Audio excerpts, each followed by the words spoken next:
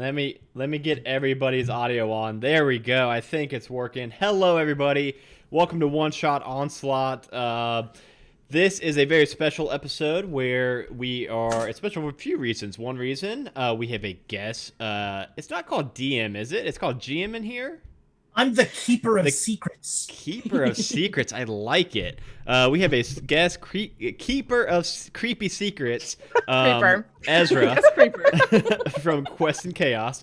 Along with a few of our lovely patrons. I'm going to go ahead and have everybody introduce themselves as a person.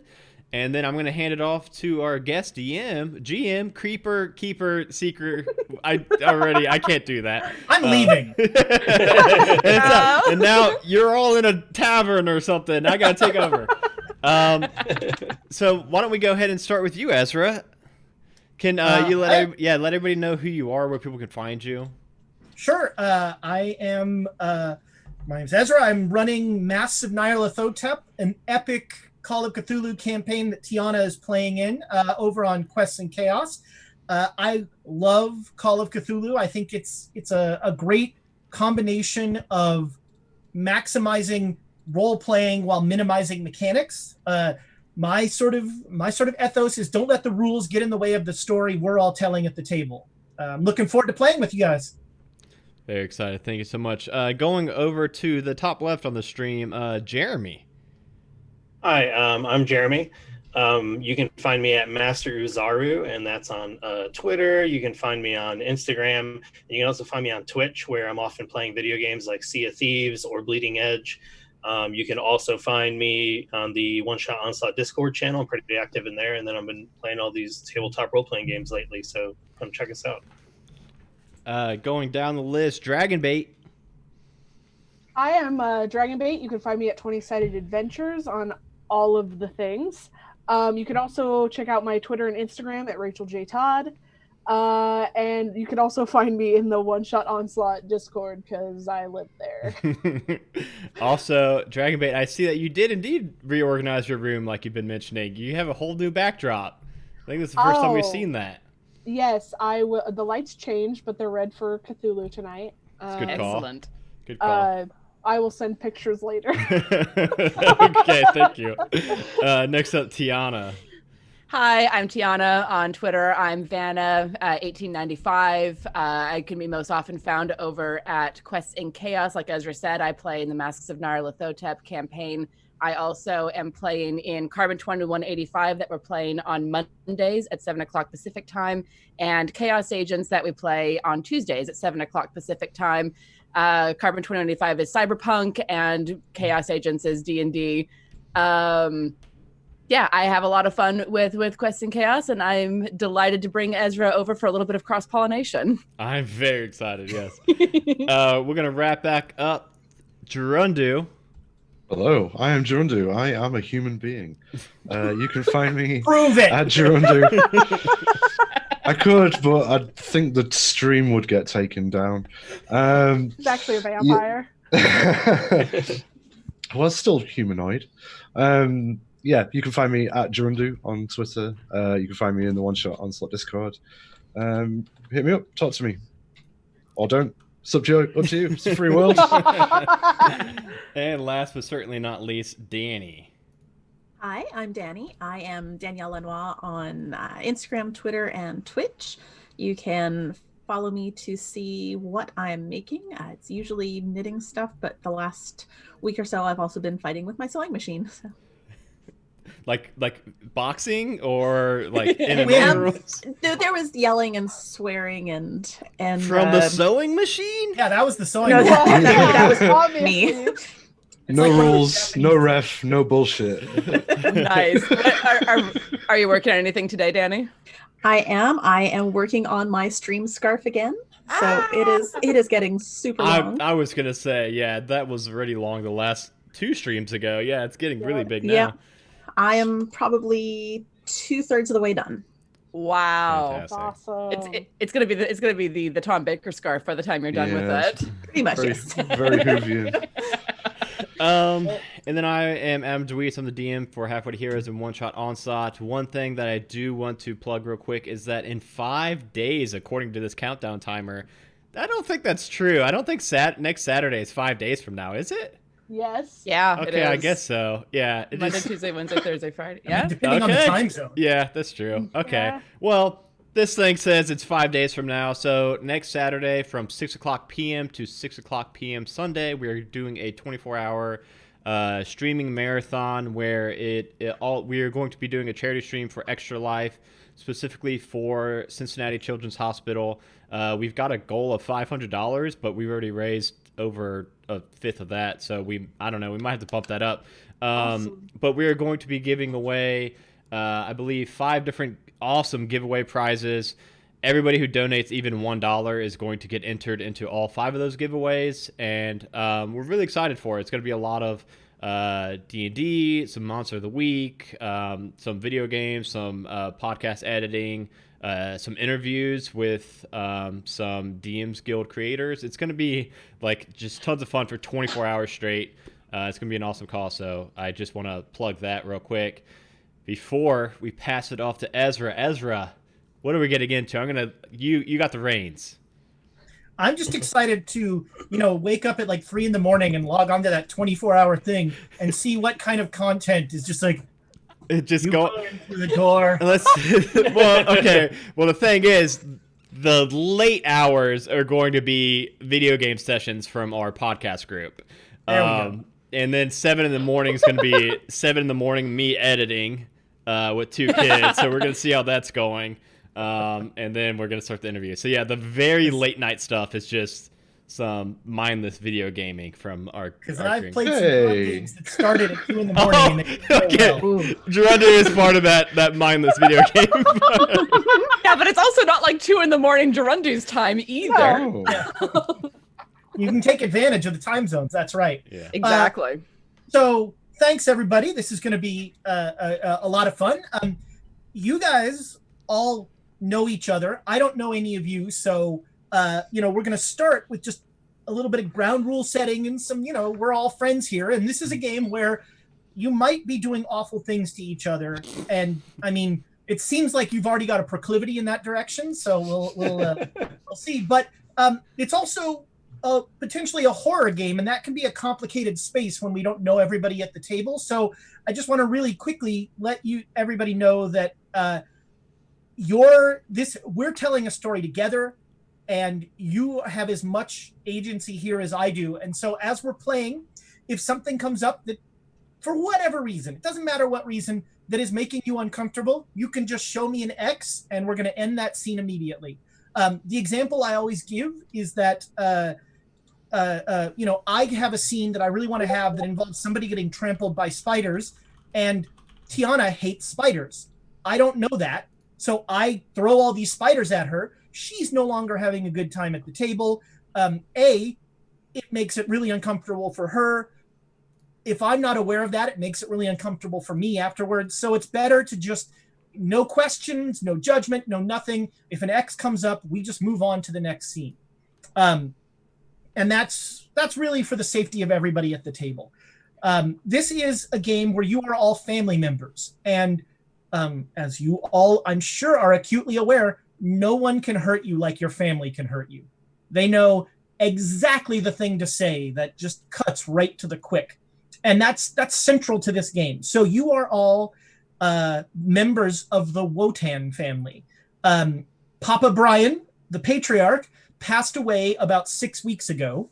And this President's Day weekend, modern day President's Day weekend, 2019, not that it matters, is the first time that the family could come together to clean out what you all called the big house, which is Papa Brian's house, where almost all of you grew up in some way.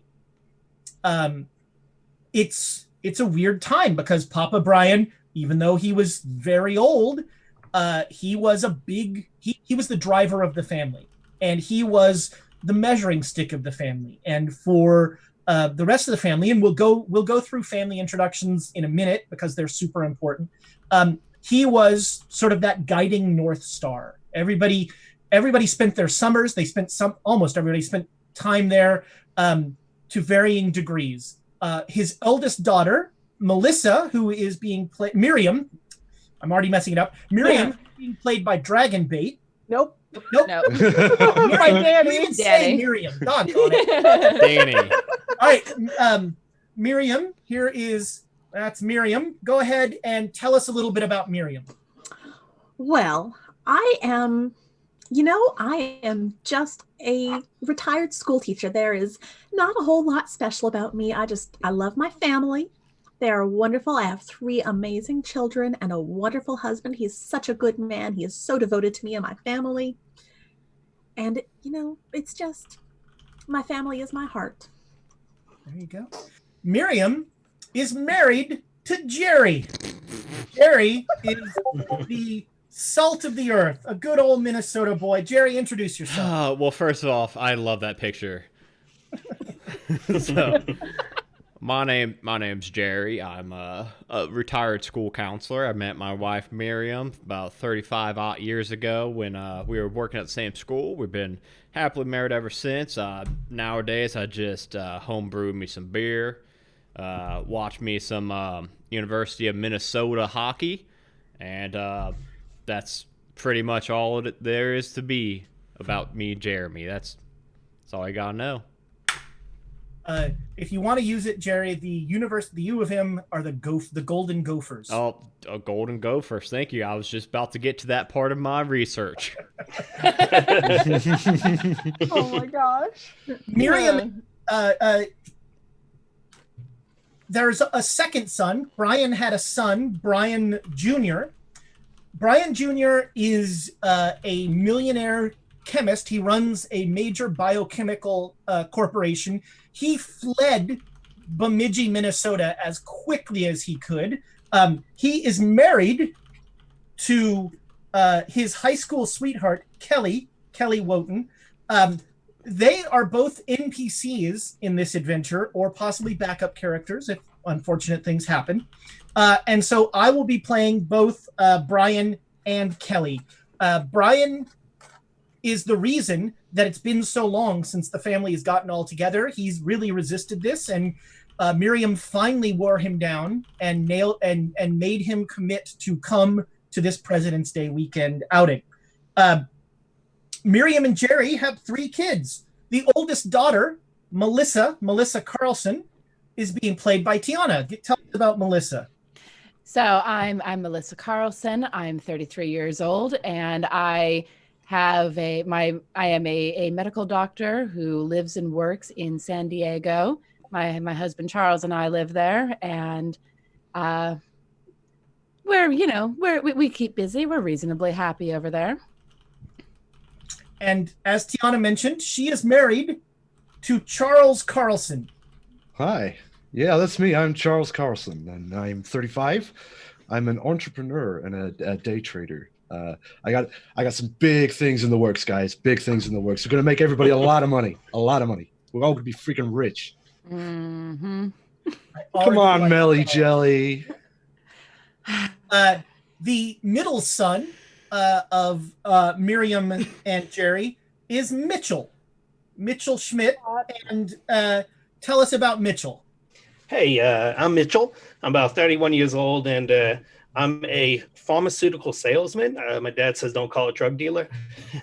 Basically, I just like to take it easy. I'm pretty comfortable. My wife, Sarah, she's a genius. She makes money. I'm just trying to get paid and crack open a few beers with some bros. That is Mitchell. As he said, Mitchell very recently has married someone he met at work. He's married Sarah Schmidt. Tell us about Sarah. Hello, I'm Sarah Schmidt. I'm 34 years old. We reside in Boston. I am a project manager for the Wutan Industries, as well as a chemist. And Mitchell and I eloped like 6 months ago, and this is the first time I'm meeting most of the family. There's no way this could go wrong. He's the kind you bring home to mom. 6 months late. And finally, the youngest son, who will also be an NPC this time, is Eric Schmidt. Eric is the baby of the family.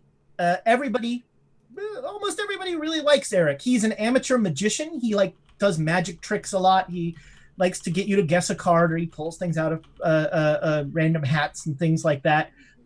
He is an architecture student at the University of Illinois, and this is one of his first times back from school. This is the first time the family's been all together since probably Charles and Melissa's wedding. So this is a big deal. So now that I've laid out the hint, I'm going to say we have a giveaway for this game. We have on Quests and Chaos in our Cthulhu game, we have a little mascot, this mini Cthulhu that we have that Tiana's going to hold up there. And so for the one-shot onslaught, I think I've gotten that wrong every time I've said it. For the one-shot onslaught YouTube page, when you're watching this on YouTube, go into YouTube, and the first person to note down what the inspiration for this module was and get it right will win that mini Cthulhu. I'll give you a hint. The pictures were a big hint. That's the only hint I've got. Interesting. All right, so we've met the characters. Let's set the scene. The big house. Let's see. Do I have a character sheet here to put a picture up? There we go. The big house is a house that you all remember well. It is it's on about 4 acres, and it is out in the suburbs of Bemidji, Minnesota. The closest airport is Minneapolis, St. Paul. So everyone that's flying in is going to come into Minneapolis, St. Paul, and probably Jerry will get in his beat up old whatever kind of car he wants to have and drive down to pick you up. We'll be dealing with that in due time. The big house, like I said, almost all of you grew up here. You went there during the summers or something like that. It is a tremendously evocative place to you. Every room in that house, there's something like, oh, that's the corner where Melissa, put her hand on the oven burner and learned that, convection ovens can still burn you, or, that every room has something like that. There are memories for most of you all through that house. None of you, Papa Brian lived alone, and Jerry and Miriam, you stayed close in Edina, so you're fairly close, and you would come and check in on him, and Miriam, you'd come in most weekends just to spend a little time with him and that sort of thing. So you still have a very strong connection with him. Melissa and Charles, they live on the West Coast, so they do not come back very often at all. Similarly, Mitch and Sarah live on the East Coast, and Eric now is in Chicago. Eric is in Chicago, so there's not a lot of, that connection is slowly fraying, but this house is what brings that connection back together. There's the tire swing in the yard that Miriam swung in, that has been there forever and a day. The house is it's built on memories, and every room you go into it has memories for it. In game terms, the house is a total abstraction. Any room you want the house to have, the house will have. So you can just say, like, I'm going to go to the parlor, and there's a parlor. The house has as many rooms as we need it to. There's no map. Maps are for 5 foot steps. Oh. So let's no place in the realm of non-Euclidean geometry. That's right. So let's roll our first dice. You'll notice on your character sheets that there's one stat that isn't listed, and that's luck. Luck is a very important stat in Call of Cthulhu. So what I do, normally if this is a con game, is everybody rolls luck, and then whoever rolls the worst luck gets first pick of the characters. You guys have already taken your characters, so just go ahead and each of you give me a percentile roll to tell me what your luck is.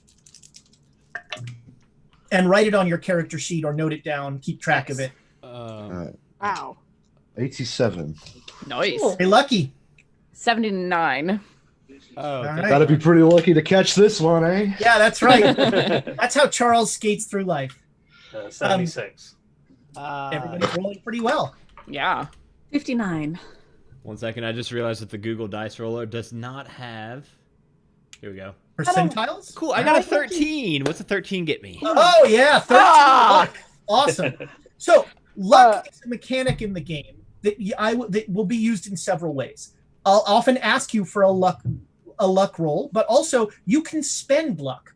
So say you're making a percentile roll on a skill that you really want to make. You're doing a first aid roll on somebody who's bleeding to death, and you've got to make this roll, and you miss it by 10. After you roll, you can spend 10 luck, and you've made that roll. No problem. You've made that roll. The problem is you've spent 10 luck, and so the next time I say, make me a luck roll, you have 10 fewer luck to make that luck roll. Also, and this almost certainly won't come up in this game, but mechanically, you can, instead of dying, you can lose all of your luck. You can just say, nope, I'm going to spend all my luck and I'm going to dodge that killing blow. This is not a combat game, so that probably won't come up, but you never know. The other way, you've got to make that first aid roll. You miss it, but you miss it by too much to really spend luck. You can do something that's called pushing your luck. And if you push your luck, you give me a narrative reason why you're redoubling your effort, why you're going to try even harder. And you then can re-roll, double or nothing. If you make it, everything's fine. But if you fail, something awful happens. What that is, we'll figure out. Yeah. But so that's the one time that happened to me, my character lost her voice. That was so it can be pretty brutal. Oh yeah. my. So one thing you'll notice right away, because you're all smart people, is that this is a one shot. So somebody with 70 luck, spend it. You know, it doesn't matter. It won't help you. Spend it while you've got it. It's true. I'm going to take them luck points with me. So that percentile dice is our amount of luck. So I've got 13 luck. You have a 13 luck. That's not good. Oh, Jerry. Lucky 13. Lucky 13, Jerry. Good old Jerry. Oh, Jerry. Go, Jerry. I told you should have taken my investment advice, Jerry. Come on, just give me power of attorney. We can sort Everywhere this out. Jerry goes, sad trombone follows. I picture him like Jerry, aka Gary, aka Barry from. Oh Parks yeah, and Rec. that's right. There, that's good. Oh yeah. Yeah, just super good natured, but you know, Just- but everyone loves Jerry. That's the difference. I mean, he spent all of his luck marrying Miriam. So That is There you well, go. yeah. There we go. So just to talk briefly about the rules, and I could care less about the rules. They're not going to get in the way of the story we're going to tell, but Call of Cthulhu is a percentile-based system. So for instance, I would ask for a listen roll, and you would want to roll under your listen skill. Say you had a 47 listen skill, you'd roll percentiles, and if you roll under 47, you were successful. Now you'll notice on your character sheet, there's actually 3 numbers there. There's the main stat, and then there's half the stat and a fifth of the stat. If you get half the stat, that's a hard success. That means you did really well. And if you get a fifth of the stat, that's a critical success, and that means you did as well as you can do. So normally, I'm really only going to care if you got a success. So I'll ask for a roll, and you can just give me a thumbs up if you made it, and a thumbs down if you didn't. But sometimes I will say to you, you need a hard success to do whatever you're going to do. Or in combat, you'll tell me you got a hard success because you do more damage. But this is, you know, as I say when I start this game every time, if we all, there's a chance none of us will roll dice this game. There's a chance that it'll just be all of us playing along and role playing the whole time, and that's awesome. Miriam, I want to apologize in advance. I'm an in-person GM, and so I'm sitting here pointing at the pictures as I see them, but it has no relation to the Brady Bunch family. Yeah, unless you have the stream pulled up, you're probably gonna get it wrong. So I am still very new at running things online, and so I apologize for my my moments like that. But Miriam, you are in charge of this entire thing. You have planned. There's a spreadsheet. I'm sure maybe you involved Melissa in the planning. I don't know. Absolutely. Okay. You know, she's been with me every step of the way. There you go. There's a color-coded spreadsheet of when everyone's arriving. Jerry has 4 reminders on his phone for every flight. They're all silented though, so I just miss them all. That's okay. I'm still texting you. Yeah, that's right. So which group is arriving first? Melissa and right. Charles will be here first. Okay, so Melissa and Charles, you are in the baggage claim of the Minneapolis St. Paul Airport. You've just gotten your luggage, and you are coming out to meet Jerry. Jerry, what sort of beat up old vehicle do you have? Well, see here, it's a pickup truck, but it's 4 different colors and 3 different colors of rust. So 7 colors in total. The back left wheel, let's just say it don't quite work. But I get around. I make it happen. So they got a ride in the back because it's only a 2-seater. Is Miriam you with me? No, I'm at home, and I told you should have taken my little Honda Civic. It works well for these sorts of things. Yep, that would have been really good, but that's too bad. Hop on in the back, Melissa. Charles, good to see you again, buddy. Good to see you too, Jerry. You're looking pretty good. Dad, I'm not riding in the back. You can sit on this torn up here upholstery. That's fine. You're gonna get poked in the leg with a spring the whole ride home. It's gonna hurt like the dickens when we get there, but it's not like I didn't grow up doing exactly that. all right. Well, Charles, you just hop on in there, baby. I'll get in the back like a load of turnips, and we'll just have a merry drive on down the road. All right, it is winter in Minnesota. Okay, I didn't know that. Hop on back there, Charles. I'm sorry, you're gonna need a bundle. Here's a blanket I brought you. It's like a little tiny, like one of those throw blankets that has no business being called a blanket, where it's like covers like one leg. Here, I brought you this blanket, Charles. You can do with it as you please. Well, gee, that sure made my trip, Jerry. That's really great. Stop I think we can squish up a bit in the cab. I don't want to deal with frostbite on the weekend. Sweetie, Dad. I love you. You know, when we get a third person in this cab, their knees are bumping and grinding on that shifter, and then I'm grinding all the way home, and we don't want that. This thing is gonna fall apart. It's that or frostbite, and I don't want to I'll take the frostbite because I ain't getting frostbite. Oh, am I driving then? Yeah, I'll drive. That's fine. In the back. Okay. Nobody drives Charles, in the back, Jerry. Charles, hop on in. Charles, hop on in. Come on. It's not like we can't get cozy here in the front. It's fine. Yeah, all right. Nice. So yeah, it is President's Day weekend. It is February in Minnesota. There is a big storm coming in. You're gonna get.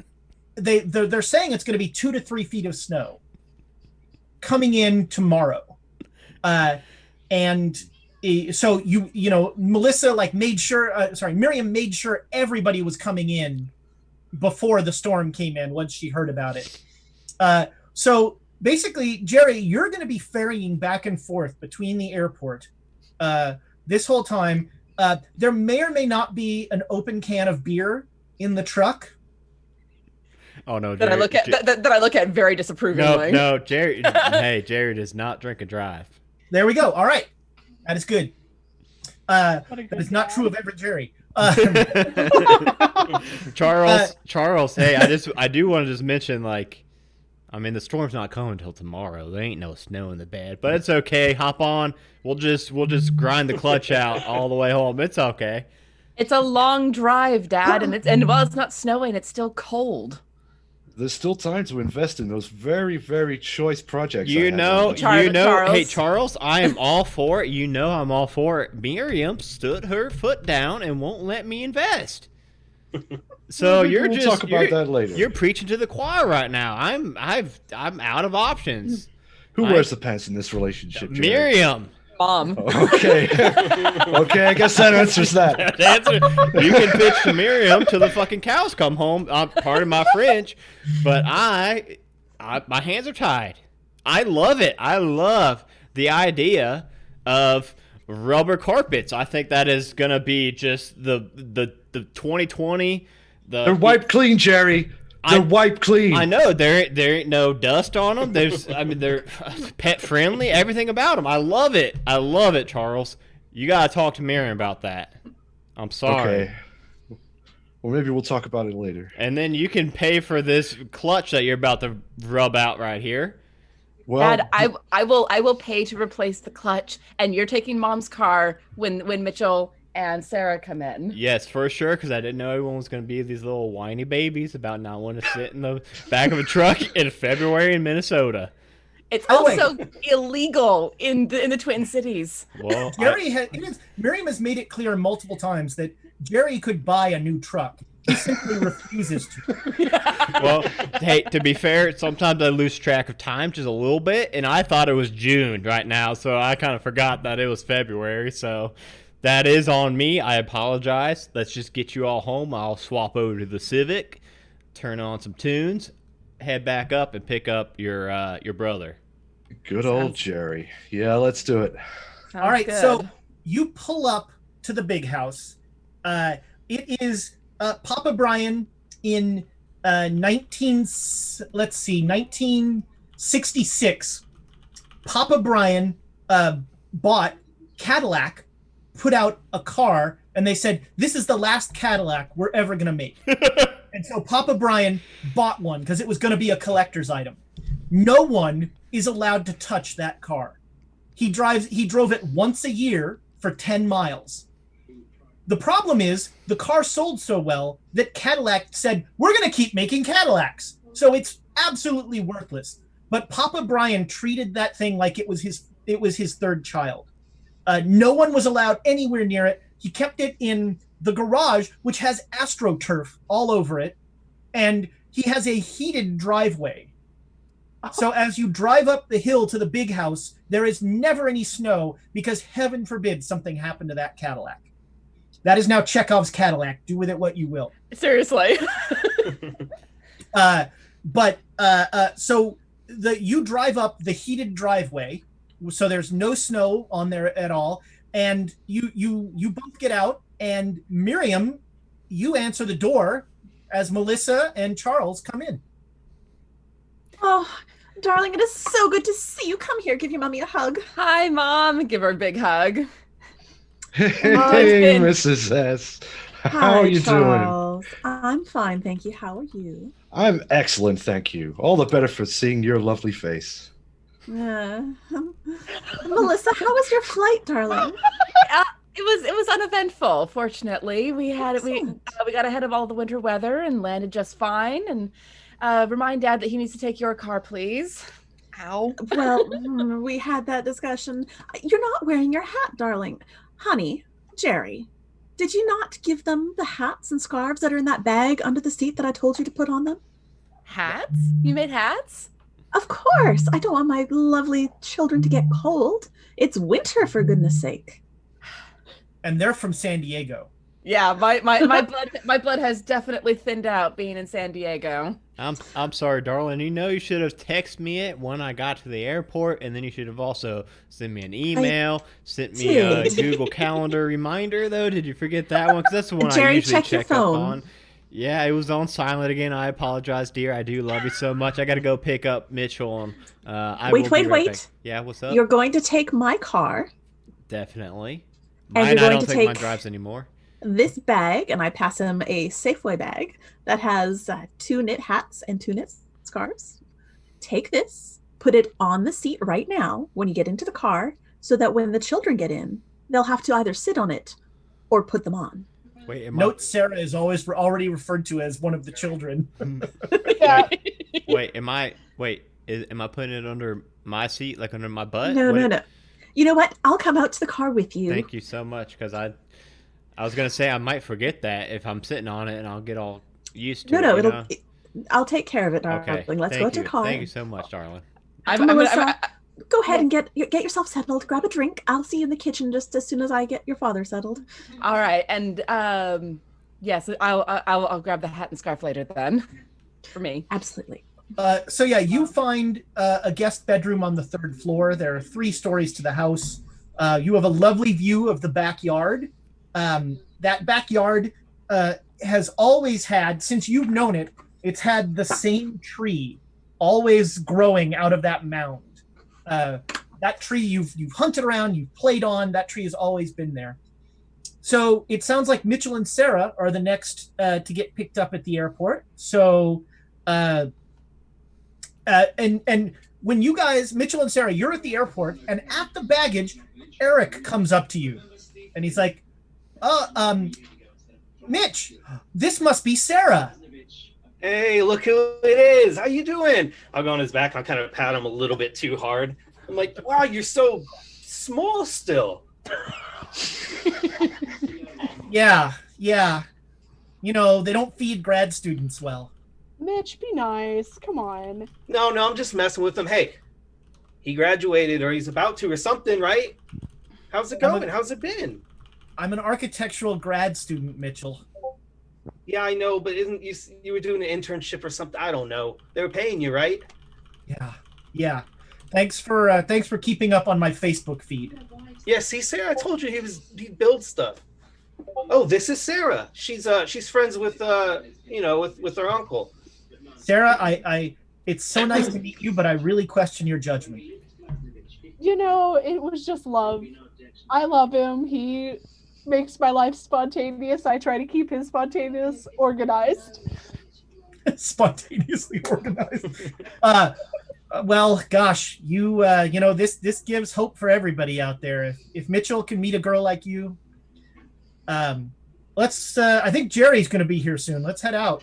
Isn't that dad for you? What now? Isn't that dad for you? Yeah, I've always called him Jerry. Oh, okay. I'm don't sorry. They say I give him a hard time. He won't even call Dad. It was a hell of a Thanksgiving. It was 4 years ago. I'm sure you'll hear about it. I mean, he knows what he did. Oh, I'm so sorry. I brought him. Okay. I grabbed my bag awkwardly and just like, it's so embarrassed. At that point, Jerry pulls up in the Civic. Oh, he's driving Mom's car. Well, what does he normally drive? Oh, God, what does he call that damn truck? Usually it's swear words when he's talking to it. Oh, can more than 3 people fit in that truck? Yeah, not really. No, that's why he's bringing the Civic. That must be because Mom had a spreadsheet. It was a whole thing. Or maybe the thing fell apart. It's like it was 20 years old when I moved out. Yeah. No, that truck's gonna outlive us all. Jerry, how's it going? Oh, hey, Eric. I told you 1,000 times and one now. Dad would suffice. That would be much appreciated. Hey, Mitchell. Hey, Mitch. How's it going? Oh, this must be Sarah. Hey, Sarah. You could take the front seat. We got a lot of catching up to do. Mitch and Eric, I hope you all don't mind just hopping in the back. No, that's fine. Yeah, it's better. Hey, did that truck break down or something? Or like, what's going on here? Did you get a new car? Oh, you mean Cracker Jack? No, Cracker Jack's still running strong as always. Cracker Jack, that was it. Yeah, that was it. I couldn't remember what it was. Yeah, Cracker Jack. I thought it was Fiddle Faddle. I don't know. No, you were way off there. Cracker Barrel. No, you're both way off. No, yeah, your ma just wanted me to take the Civic. She said it was too cold out for anybody to ride in the back of Cracker Jack. I disagreed, but you know your ma, that must have been the Californians. Yeah, she wins it all. But anyway, hop on. Hey Sarah, I don't know what those hats are doing there. I guess you can just like scoot them over or sit on them. I don't know. Did Mom make hats again? You know what? I couldn't tell you where those hats came from. I don't know. I opened the bag and pull out. Sarah, if you open that bag, I can tell you right now what's going to be in there. 3 somehow perfectly fitted knit caps and 3 scarves that might contain strings of Mom's hair. She's crazy. She's crazy. How does she know my head size? Oh yeah, she knows all that stuff. The internet is terrifying. Hey, she could have found out from me. She could have found out on her own. Okay, you don't wait till you meet my mother. Did you tell her? How did you know my head size? I've been in your apartment. I don't just... Wait, you're married. Well, yeah, but But they have separate apartments. Her lease isn't up yet. Yeah. All right. So I open the bag. Do I find 3 hats or just 2? Oh no, there's 3. Yeah. There's Yeah. 3 Oh, okay. perfectly knitted hats. Do they have names on them? Like, Like Harry Potter. No, but what you don't know is they're color coded to the spreadsheet. oh, well, 100% yes. Mitch didn't show me the spreadsheet, so I wouldn't know what color belongs to.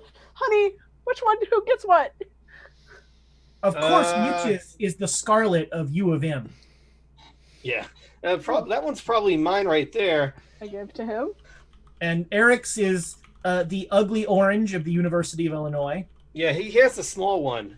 Oh, I hand Eric the orange one. Not that your head is big or anything. Yeah, not like yours. Oh man. Oh no. Hey, look, it's just because I have all this knowledge. I'm a pharmaceutical salesman. That's important, all right? You build You stuff. know how to Legos. spell knowledge? You don't have to know how to spell knowledge to be a pharmaceutical salesman. It shows how much you know. It never changes. I put my hat on and my scarf. Yours is a very careful, neutral kind of bluish gray. Oh, it's very nice. I like it. Yeah. So Sarah, how did you meet? How'd you meet Mitch? He started working for the company and he was selling the product that I was making, and we hit it off 2 years ago, and we got married 6 months ago. You eloped, right? Yeah. Yeah, hey, Eric, come on. We don't need to talk about that. That's okay. I'll be there when you meet Mom. It was cheaper. It was passionate. We couldn't contain ourselves. Hey, love is It's love. true. Let's also- turn on some tunes and get home. We don't need to be talking about this. Whatever you want to bring up to your mother when we get home, y'all can do that. I will be in the laser tag room of the house, and the GM said I can have a laser tag room if I want. So I've got a goddamn laser tag room. Me and Charles will be pew-pewing some aliens, and y'all can be having a conversation with your mother. Mitch would rather be in the laser tag room. Well, Mitch, I do think you are going to need to be a part of that with your mother. That sounds very uncomfortable. Let's just get home with some tunes. What do y'all want to listen to? And I'm like turning the dial on the... Sarah, you get to pick. You're a co-pilot. You're going to be DJing tonight. I just turned it to like the area's like top 40. I don't know. Like... Oh yeah, that Tay-Tay, that Taylor Swift. I like her a lot. Yeah, that's pretty good. Yeah. Oh God. Yeah, I've Please heard this never song. speak again, Jerry. I've heard this song before. Yeah. Oh God, if he dances. Which one is it, Jerry? Which one? Sing it to us. The one about her boyfriend being a jerk. I hate that guy. Hate that guy It's the so one much. you used to sing to us all the time. We were like, The "Stop bit it, it's funny." Yeah, and you all thought that it was so funny, and then you know what? After you all left, I was thinking about it a little bit, and I realized you all were laughing at me, not with me, so that kind of hurt Oh. a little bit. But no, this ain't that one. This is the third CD from then, so this is a whole new one. So yeah, this is my jam right here. I don't know the name of it. Do you all know the name of this song that's on the radio right now? This Taylor Swift song? No, I mean, I'm still trying to figure out why you have 3 Taylor Swift CDs, Jerry. Hey, Eric, they're your mother's. They're not mine. I just listen to them from time to time, and I just purchased them because they were on a good deal, and I can't pass up a good deal. They're half Jerry, you off. still owe Columbia House money. They were half off, Eric. I don't want to hear it. They were half off. They're your mother's albums. They're not mine. I don't even know how to work her CD player. There's like 50 buttons up here. And then you notice that it's actually playing on the CD player. It's not actually on the radio. I don't know how it works. And then another Taylor Swift song comes on after that. I don't know why they play Taylor Swift just 24/7 on this station. I hate this station. I thought you said it's like your favorite. Not anymore. No, they went real downhill real fast. like Wow, in like man, a you're day. a lot more complicated than I thought. There's no way that's true. There's a lot going on in there. Well, there's plenty of room to echo. Whoa! Shots fired. Oh, good. Thank God we're here. So you pull up the heated driveway to this house, and Sarah, Mitchell has been like trying to downplay meeting his mother for about 6 months, about since the elopement. It's like, oh, it's fine. No, that's no big. She's not gonna. And like, this is gonna be a major moment. I mean, so there's some trepidation. All right, so I know everything's gonna be fine. It is just like when mom's in there, smile, be nice, don't argue with her, and thank her for the scarf. You know what I mean? Have we seen pictures of Sarah? Oh, and Dad, what? Oh yeah, don't mention poodles. Just don't. Yes. Poodles? Okay. Yeah, it's just. Oh God, yeah. Don't mention poodles. What the fuck is poodles? She has not been the same since Chadwick died. I'm first. Yeah. I'm first in the house. By the way, like I leave. I don't pick up anything from the car. Right to the laser tag. First in the car and the house, and I say, "Hey, Charles, come laser tag it up with me a couple rounds. Let's go. We got about 2 to 3 hours to kill. Let's hit it." Oh, they're home. All right. Oh. Oh boy, they're home, and I'm coming down the stairs because I am not missing this. Hi, Mom. Eric, oh baby, look at you. Oh, your skin and bones. They're not feeding you at grad school, are they? Oh, you need to go straight to the actually kitchen. do not feed me. I have to work to eat. Oh, baby, go to the kitchen, fix yourself a snack. I've got a whole spread laid out. I want you to get that meat back on your bones, sweetie. How are we Thanks, ever going to Mom. find you a good girl if you look like this? He heads right for the kitchen as soon as you say, "Find you a good girl." Like he's like, "Nope, I'm gonna go eat a sandwich." That would require him being attractive to a good girl. Well, that's why we need to give him a sandwich. It'll be more than a sandwich. Mitchell. Mom. Oh, Oh, hey, Mom, how's it going? I'm like going for a hug. good. And I give him a big hug. Look at you. You look so much like your Uncle Brian. Well, Oh, thanks. I really like the scarf and the hat. It was cold oh, out I'm there. so glad that Daddy remembered to give them to you. And this must be Sarah. Yeah, this is Sarah. And hey. I very pointedly look at her belly, clearly expecting that there was a reason for the elopement. She is. You are not quite what I expected, my dear, but you are lovely. Oh, you're lovely. Thank you so much for the hat, and the scarf. Oh, well, you're very welcome. You're part of the family now. Thank you. So, So, how are you enjoying Minnesota so far? I know you haven't seen much besides the airport and the streets, but no, but you have a lovely house here. It's very beautiful. yes, Papa Brian really, really had a wonderful home. I'm so glad everyone could be here at the big house. I'm so sorry for your loss. I wish I had gotten to meet him. Oh, thank you. Melissa, your cell phone rings, and it is Kelly. Hey, and Kelly, how you doing? Oh, hi, Melissa. Listen, we're at JFK right now. We ran a little late. Brian's plane is waiting for clearance to take off. We'll take care of getting to the house from the airport. Thank God. I don't want Brian to get into Jerry's truck, but we should. I mean, we've managed to talk him into actually driving the Civic. I don't want Brian in a Civic either. Fair. We'll get an SUV at the airport, and we're probably gonna get a hotel in town. Oh, and here we were hoping to have everyone here at the house, but I completely understand. I'll let Mom know, or do you want to tell her? Here, I'll give you. No, Mom. goodbye. Pass the phone over. Kelly, darling, Hi, Miriam. how is it going? This is a rather odd time for you to be calling. Aren't you supposed to be on the plane now? I'm Well, looking at my spreadsheet, and you should be in the air, shouldn't you? Yeah, we got delayed a little. Brian had to finish some work. We're at JFK on the tarmac. His plane is gonna take off anytime now. We're gonna be a little late, but we'll take care of getting from the airport to the. We'll come in. We'll be there a little after dinner, probably, and then we're probably gonna get a hotel in town. Oh, but we have everything ready for the whole family to be together. That was the whole purpose of this visit, was for everyone to be able to be together. Brian has to take some conference calls. Oh, Brian, it's always work with him, isn't it? Take him in a laser tag room.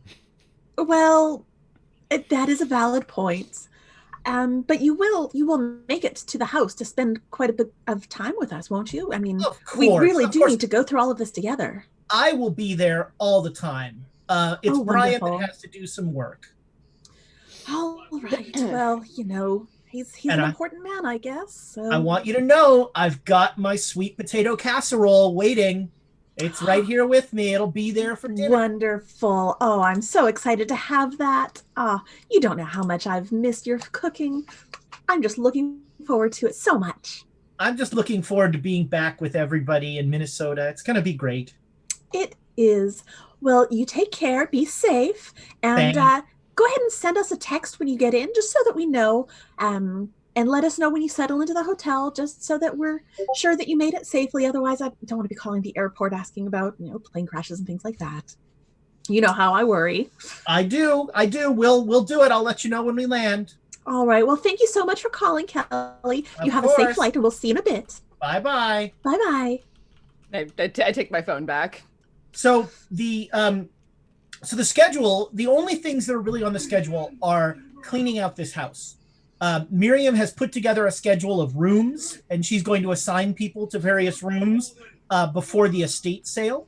The only thing that will be happening other than that is that old Mr. Slepner, who is the family attorney, will be coming tomorrow to read the will, to read Papa Brian's will. And other than that, the evening is yours. It's now, say, late afternoon. Eric is eating his second sandwich. He slowed down. I figured he'd go through 5 by now. And you can, do you want to put people to work immediately, Miriam? Do you want to Oh, no, I think that we need to sit down and I'll have a good chance to get to know Sarah. And I'm going to take her by the hand and lead her to the sitting room. All right. So, yes, the sitting room is pretty much... Just pat her on the shoulder. Be brave. It's just a big couch. It's a room with, a U-shaped, very comfortable couch. And Eric comes in, with a plate and his sandwich. He's like, I'm not missing this. Is the laser tag game ending for this session, or are you guys going to... Nah. I think we're still going, right? I'll just hang out in the middle of the room and talk. I still got those hot tips for you, Jerry. Hot tips.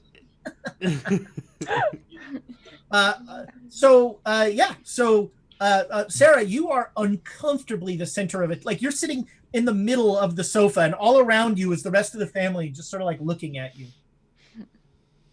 I'm sitting next to Mitchell, and I have my arm up on his shoulder. Tell me, now I know that you and Mitchell met at work. Yes. But tell me a little bit about how you met. Was it a brief courtship, or was it love at first sight? Boys don't tell their mamas that sort of thing. No, we've been working together on a product.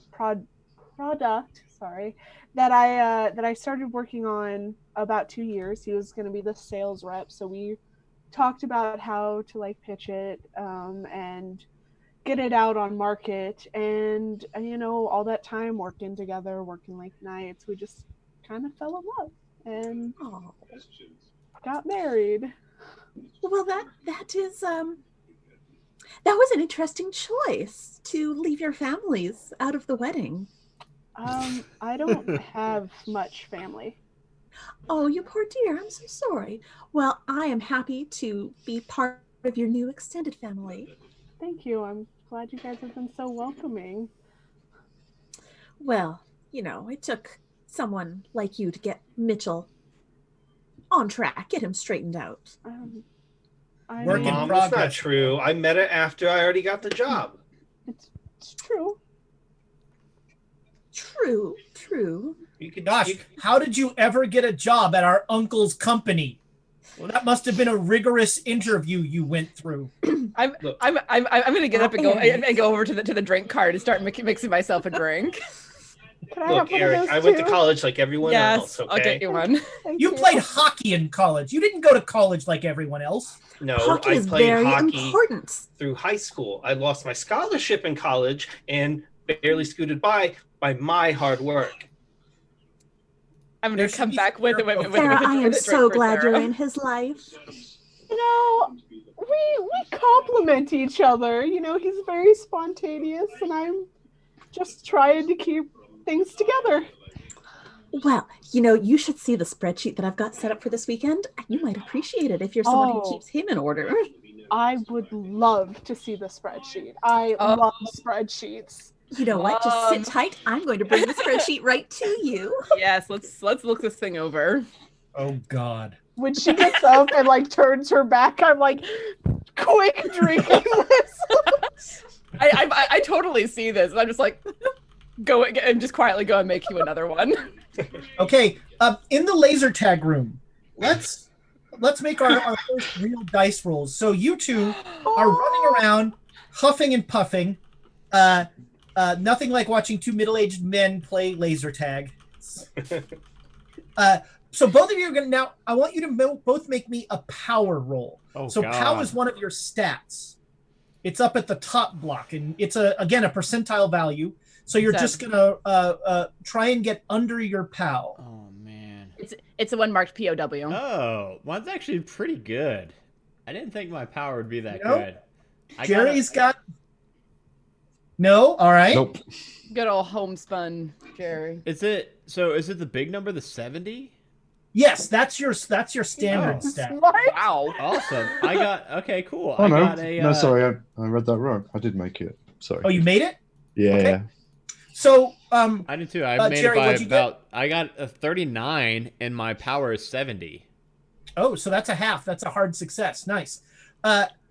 Charles, you maybe it's just the fact that Jerry is surprisingly good at laser I tag. play laser tag 4 Alone. times a day. Yeah. Alone. It's like there's like one of those kickboxing dummies with like a laser tag thing on it. It's practice. It's like that's the only reason he comes to the big house. Because Miriam and him live a little ways away from here, but as Papa Brian got older, he just made this room for himself.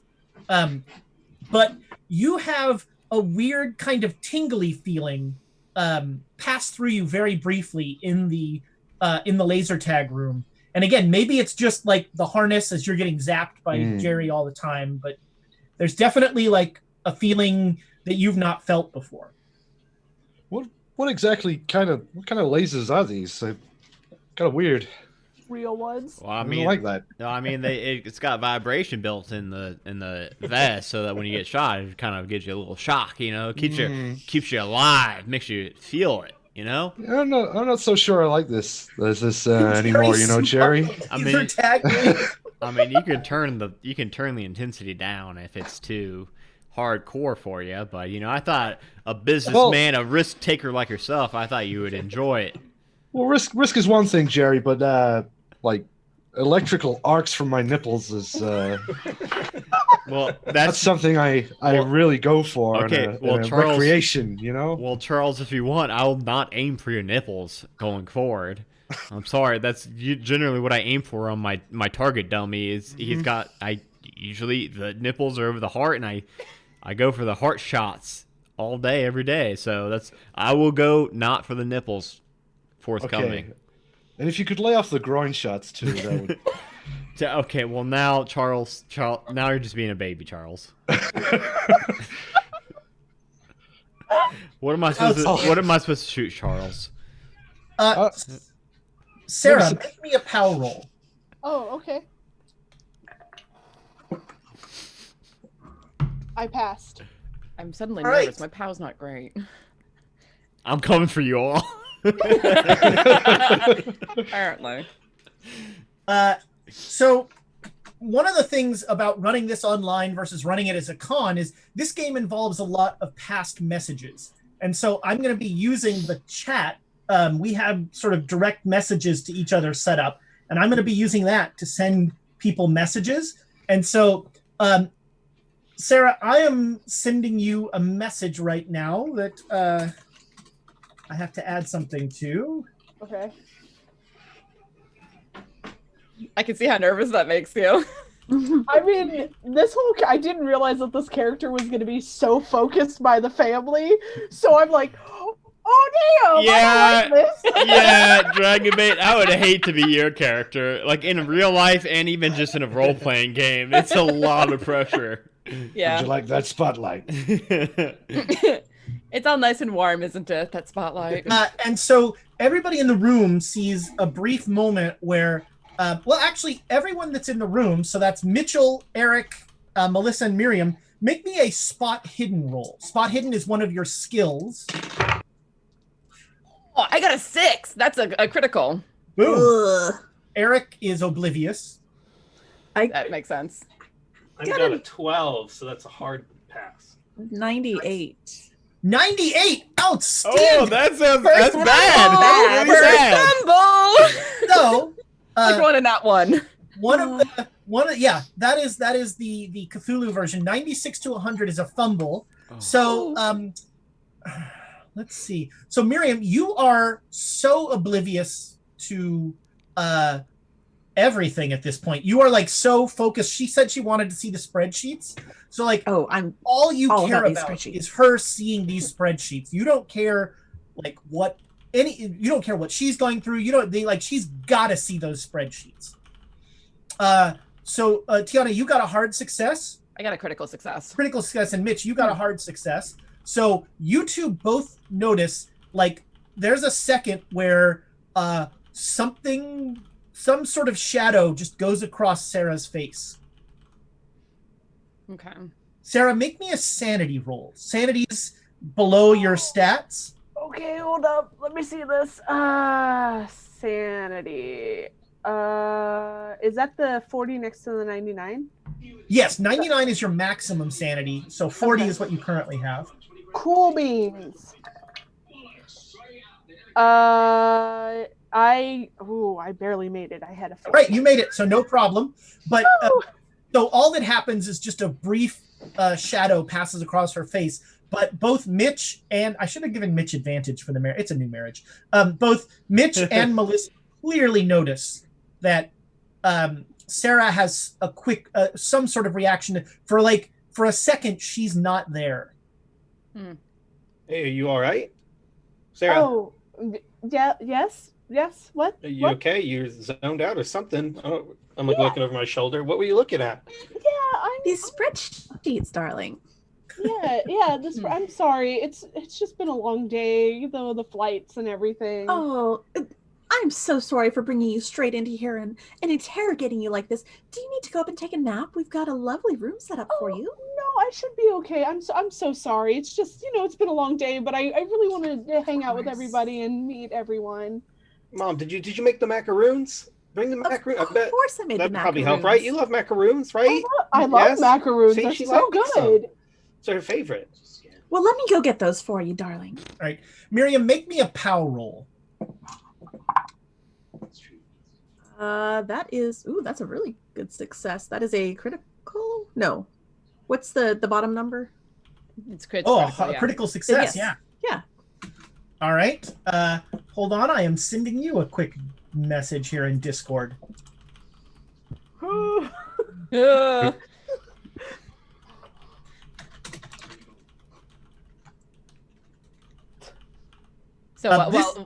This happens when you go into the kitchen to get the macaroons.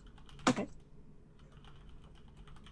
I'm dying to know what these messages Oh man. Yeah, I'm watching everybody's faces. I'm just shooting Charles in the crotch with my laser tag gun. Oh, Yeah, Jerry, we talked about this.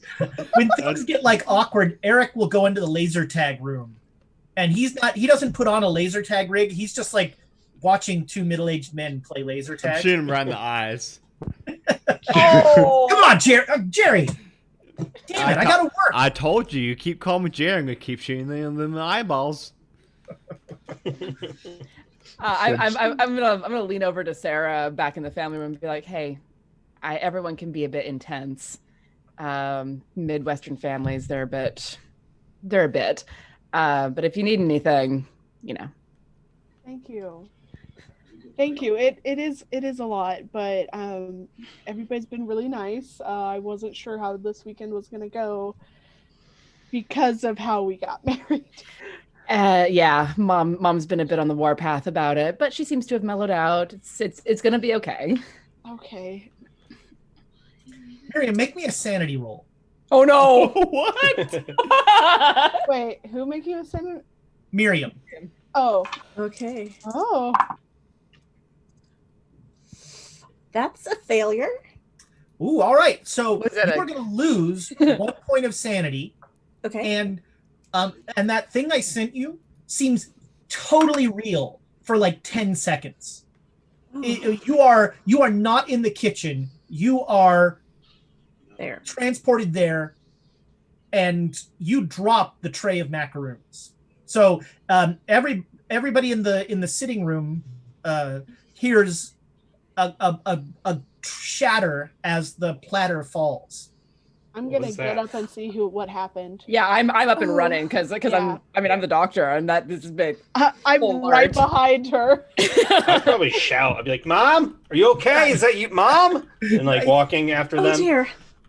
I'm so sorry. It slipped out of my hands, and now the macaroons are on the floor. Oh, there's broken glass. We can't eat these. Oh, but I do have a Tupperware full of them. Let me just get them out of the cupboard here. Mom, Oh, look there's at glass mom, everywhere. mom, look at me, please.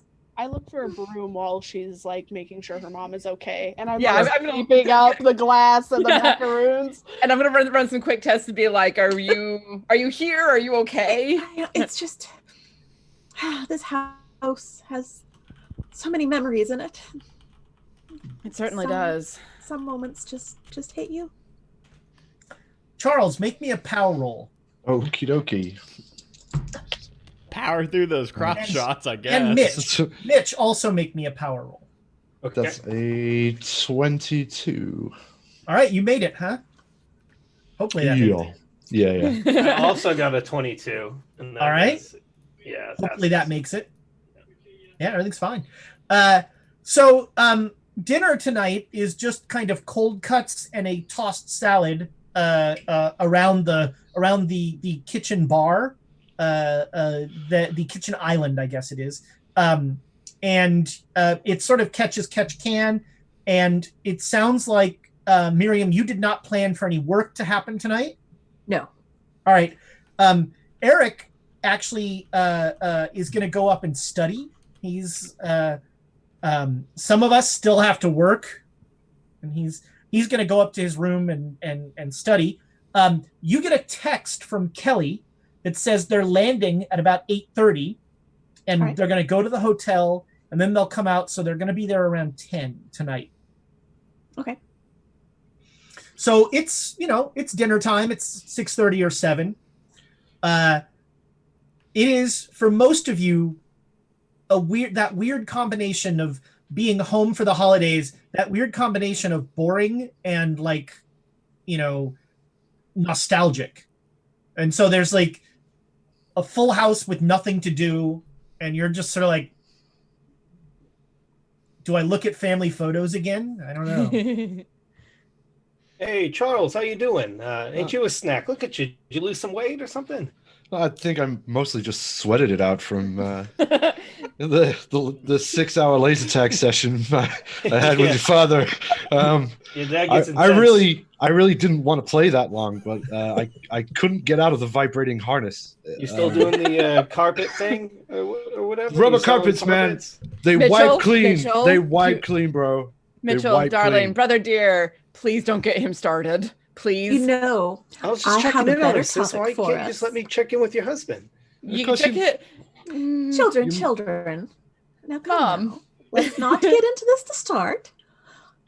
I had a wonderful idea, and I'm hoping that Mitchell and Sarah agree that it is an excellent plan. I'm sure you know that I was a little heartbroken that my son got married and didn't want to include the family in any of the festivities. But I understand things come up. Life is a challenge. Weddings are expensive. But I thought, wouldn't it be lovely if we had a reception for you? Mom, We can invite all of the family, all of your friends here in Minnesota. Sarah, you're welcome to invite anyone that you would like, but we could have just a small party so that we can celebrate the love that you two have for each other and the love we're going to bring to your family. Are we really going to be here like long enough for that? I thought this was like, a It weekend. doesn't have to be this weekend. No. But I didn't want to broach this over the phone. This feels like an in-person conversation. I mean, I'm okay with that if you are, Mitch. Is it going to be here? Are you going to fly out to us? I mean, we got lobster rolls. They're pretty good up there in Boston. I do enjoy a good lobster roll. Flying is a little bit... I mean, darling, we could always drive Crackle Barrel down there. What's his name? Cracker Jack? It's Cracker Jack, I think it is. Jack. Sometimes I forget the name of my own might truck. not be the best plan, darling. I mean, it's only, a 12, 14-hour drive from Minnesota? The way Jerry drives. Well, Dad, do you really think you have time? I mean, don't you got the laser tag tournaments with your Shriner buddies? I mean, we can do it on an off weekend. It's not every weekend. But wouldn't it be lovely to do it here so that you've got, the extended family and all of your friends from high school, the people that you haven't seen in a while? Show them just how well you've done for yourself, what an amazing man you've grown into, this beautiful woman that you've married. Don't you want to show her off? Yeah, that's true. And also I get to say I'm a legalized drug dealer. That's pretty cool, right? Uncle Brian gets so mad every time, but it's funny, right? It's funny. Mitchie, I mean, it is kind of Cracks funny, me up, but it's... Don't say that. You're going to get arrested. She one of makes these them, I days. sell them. We're like a team here. Perhaps you shouldn't word it quite like that. I don't know that that folks here in Minnesota would really appreciate the Boston sort of humor that you have. We're not quite so cultured. They thought it was funny at the Florida Medical Convention. Yeah, but That's Florida. Yeah, Florida might as well be, a million miles away. Might as well be on they Mars. had the worst lobster rolls. They were not good. I know, and ain't that so weird? Because, I mean, you would think that there's, lobster on, 90% of Florida, right? Yeah, they're really small, too. I think having a reception actually sounds like a really good idea. If we can aim it for the end of summer or something, it'll be really nice here. Thanks, Melissa. Yeah. Glad to help, Mitchell. On board? If I may, I'd just like Charles, to this. Charles, I don't really think that you've got any kind of meat in this game. No, I just wanted to, as one new addition to the family to another, I just wanted to say to my old friend Sarah, welcome to the family, and he leans in and kisses her on both cheeks in a friendly manner. But while he does that, he's like, "Welcome to the land of lutefisk and shame." Oh my God. Charles, you ain't whispering about your rubber carpets again, are you? You tried. You just say this really No, loud, just whisper it into her ear. As Charles, A new title for this game. Charles, don't be trying to sell them rubber carpets to my new daughter-in-law. Absolutely not. No. When no, he no. pulls away, my face is just utter horror. I'm like, great, thank you. Is that the meaning of Call of Cthulhu? Is it more of an emotional, social horror? Because right now I am shaken to my core about this whole family reunion. It does really depend. It's totally scenario, based on the scenario. I definitely wrote this scenario to deal more with the role playing angst side of things versus the horrible monsters that go squick in the night. But that is also a style. Yeah. I mean, and even in situations where it is meant to be more horror based. I mean, Oh. I had to badly flirt with a risen Egyptian queen yesterday. This is Badly. I am bad at flirting. this is scarier than any zombie horror movie ever would be to me. Social interactions with a newly kind of unwelcomed almost. Oof. Oh, she is Okay. absolutely welcome. You do have a knack of making everyone feel welcome, Miriam. I do my best, darlings. Just like kick Charles in the ankle. Oh! I mean, what a funny joke you just told, Melly Jelly. Oh boy. Ah, Oh jeez. this was definitely worth all the plane tickets. Yes, darling. Because, Sure love coming home with my wife. yes, darling, because you were the one who bought them. Mm. Totally. Ooh. I told Charles, you I have several hot leads. Mm. Charles, I just sent you a DM. Okay. You just slid right into those DMs. I'm old, so I don't understand what that means. Well, That's okay. The viewers get it. I think I'm gonna go fix myself a drink. We need some lemons for gin and tonic. I'll just go. There's some lemons in the fridge, darling. You can help Oh, yourself. okay. I'll just go do that. The fridge is the one with the drawer, Here, right? I'll show you where the fridge Oh, is goodness. and where the kitchen is. Okay. We've got 3 kitchens in the house. One's in the kitchen. What did I say? 3 kitchens in the house or 3 fridges in the house? I meant, Refrigerators. You said 3 Kitchen. kitchens. I meant One's we've in got the 3 fridges in the house. One's in the Oh. kitchen. One's in my personal bedroom, and then one's in mine and Miriam's bedroom. I've got 2 bedrooms. Yeah, that's the thing. And this isn't even Mom? our house, so that's kind of weird. But don't worry about that. Here, let's go to the kitchen, please. You have 2 bedrooms and a laser tag room. Mom, This is not in my this other house. Melissa? Yes? is everything okay with you and Dad? It's fine. He just has some nasal issues. Oh, And we've decided that there are times that it makes more sense that he have his own space so that I can have an uninterrupted night of sleep. And Melissa, don't you worry. I got a kick-ass DJ system in my own personal bedroom. It's really cool. I mean, as long as you have it tricked out, Dad. It is, I'm I glad. mean- I'm glad to hear it. You should see I got a 65-inch TV with surround sound Dolby. It's really nice. You'll have to show me later when you're done showing Charles around. I got a And we 12. have soundproofed the room. It's Oh it's my all God. soundproofed. It's got a 12-track, all Tay-Tay. I mean, it's like kind of a mix of 80s jams. It's really cool. So anyway, Charles, Daddy, here's the just go kitchen show right here. Charles the kitchen. Yeah, Charles, here's the kitchen right here. Here's Well, some that's- lemons. Thank you very much, Jerry. Charles is busying himself with the lemons. Like, So Charles, how's that laser tag? That's pretty good, right? I'm pretty good at it, aren't I? unnecessarily erotic, I would describe it as. I've heard most- that before. most la- Miriam won't play with me no more. That is not a normal laser tag at all. I mean, we wear full At all. bodysuits, so it just I mean, happens sometimes on accident. I'd never heard of a laser tag mask, but I especially told not you, it's like full one body. with like a zipper across the mouthpiece. That I don't know where you found that one. I don't That know was- if that's supposed to be tactical. No, that was an or- oddity. I don't know where you found that mask. That must have been old man Brian's. Well, in any case, Jerry, I don't mean to cause you any offense, but the whole laser tag thing made me deeply uncomfortable, and I don't want to do that again.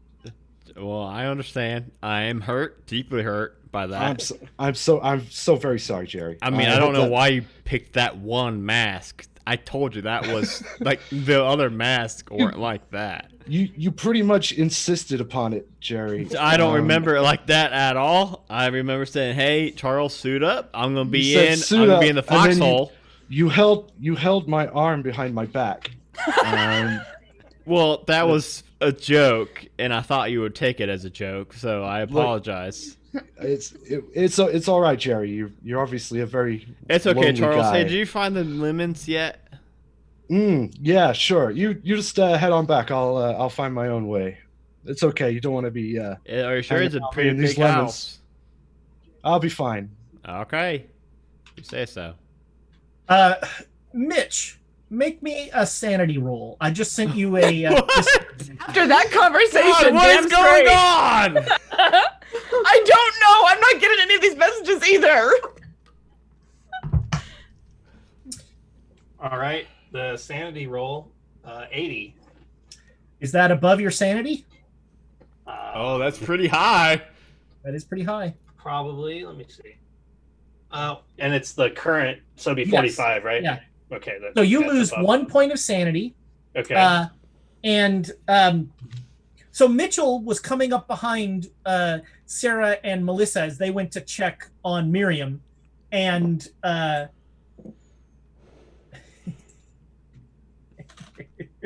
Oh God. Oh no. I don't like that. You know that shirt that says "Beware the Smiling DM"? That applies in Cthulhu too. Yeah. Yeah.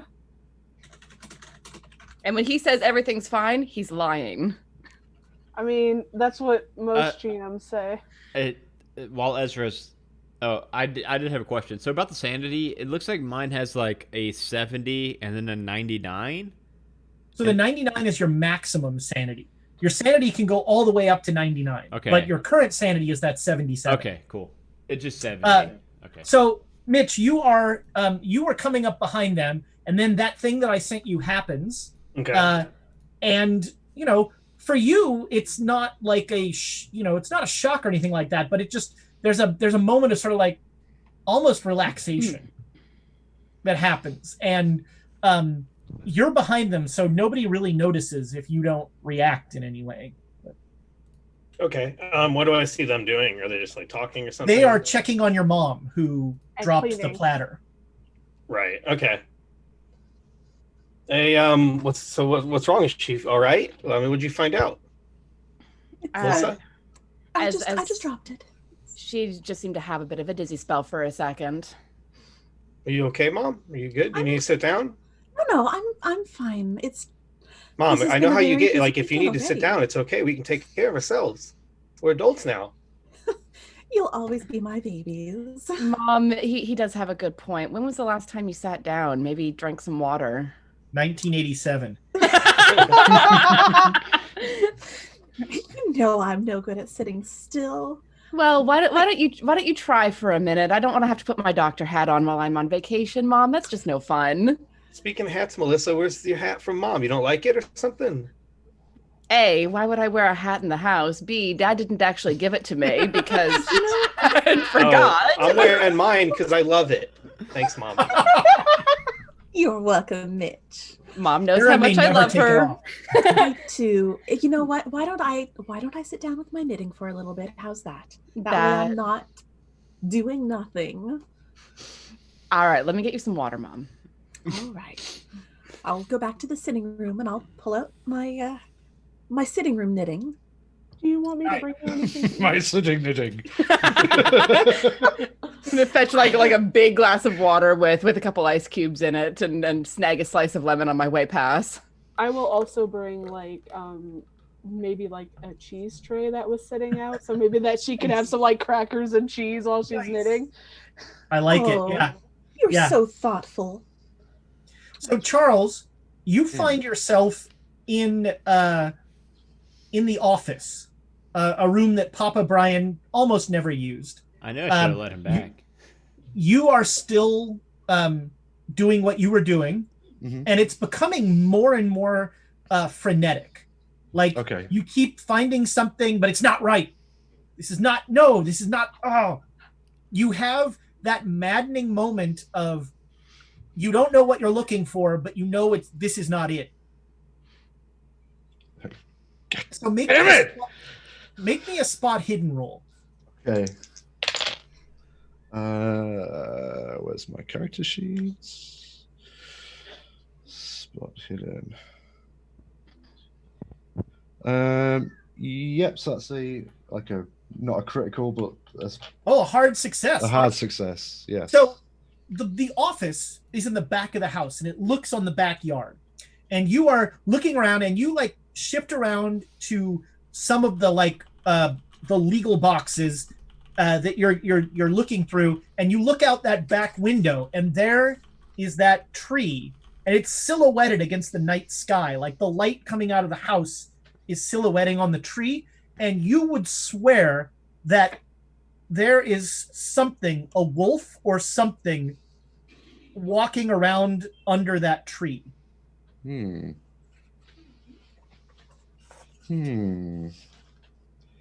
Well, not being from around these parts, I don't really know much about wolves or how present they would be in the locality, but that is certainly noteworthy. So I think I would go talk to my darling wife about it. All right. So you have so Melissa, you have just sat your mom down, and Charles comes in, and Sarah's there. Sarah and Mitch are there as well, and Jerry. Do you get a lot of wolves around here? Wolves? Not really. That's not. I mean, we're not like super close to the city, but we're also not, out in the middle of nowhere. Wolves are not. No, not as long as I can remember. That's weird. I could have sworn I saw a wolf, or at least like maybe a big dog just sniffing around the tree out back. It might be the Henderson's dog. They do. It does slip the leash now and again. So I mean, maybe the dog came to visit. No, I guess that's a big dog. Is Jerry close to this conversation? Yeah, you're there. No, Melissa, I hate to tell you, but the Henderson's dog passed away 2 summers ago. Oh. Old Red. Damn. Yeah. So sad. Would they have gotten another one though? They did get another one, but it's a little Chihuahua. So Charles, if you're seeing a little Chihuahua and saying that's a big dog, there was absolutely not a Chihuahua. That was a thick boy. Thick boy. Okay, yeah. The Hendersons did used to have a thick boy. It was it was part Rottweiler. It was so thick. Let me tell you. I couldn't even tell you how thick this boy was. It? Where did you see the dog? Out by that tree. Oh, the tree. Oh my God, Mitchell, do you remember spending all that time on summers out at that tree? Yeah, I mean, I try not to. It was always you pushing me down when we had a babysitter. I was not. You pushed Eric. Only because you taught me that that's what we do around here, I guess, because you're kind of a jerk growing up. Oh, your sister was never a jerk. I know, Mom. I would have used a different word if you weren't in the room. Mitchell. Hey, buddy, that's my wife you're talking about. And my daughter. You probably know more than anyone. And Dad, come on. Mitchell, you stop that now. Be nice to your sister. Hey, she should have been nice to me for like 20 years of my life. Because I didn't wake up and find things on my hairbrush all of the time, because I didn't wake up and find all sorts of nasty crap in my bed that you dug out of various corners of the building. Yeah, I'd be nice. Sure. They were Sarah, strictly don't reactive. worry, they've grown out of this. Yeah, so yeah, hey Mostly. Sarah, this is you could go get some lemons with Charles if you want. You probably don't need to be a part of this conversation at all. So when Jerry says you could go get some lemons, there is a crash from the office. It sounds like broken glass. I'm gonna hell run did it that happen? door. Yeah. And we're all in here. Yeah. You are not. So you're all in the sitting room. There's a crash from the office, which is on this same floor. I'm Mom, gonna- do you have a cat or something? No, stay back, everybody. No. I got this, and I'm gonna go pick up my good old slugger from the corner of the living room. Daddy, be careful. My baseball bat. Yep. Sarah Mitchell, and you Melissa go have with already him. left. I just want to imagine it. Are you still wearing like the laser tag? Yes, I am. Because Charles wimped out on me too quick. I didn't even get a chance to take it off yet. So, Man, there was some serious nipple play going on that I was told not into. Charles, cut the shit. I quit with the nipple stuff 2 hours before you walked out. So cut the shit. Come, let's go find out what's in my office. So Melissa and Sarah, you guys headed right for the office? Yeah. Okay. So Melissa and Sarah will get there first, and that will enter us into initiatives. Oh shit. What? Wait, okay. I don't. Okay. We'll talk about this in a minute. Adam, do we take a break? Yes, I think this is probably a really good time for a Yes, break. If that's please. cool with everybody. Okay, yes. Everybody will take a 5. Is 5 good for everybody on the stream? Yeah, should be good. Sure. All right, cool. Everybody, we'll be back in 5 minutes, and apparently going to initiative. I don't think that sounds good. We'll be back, everybody.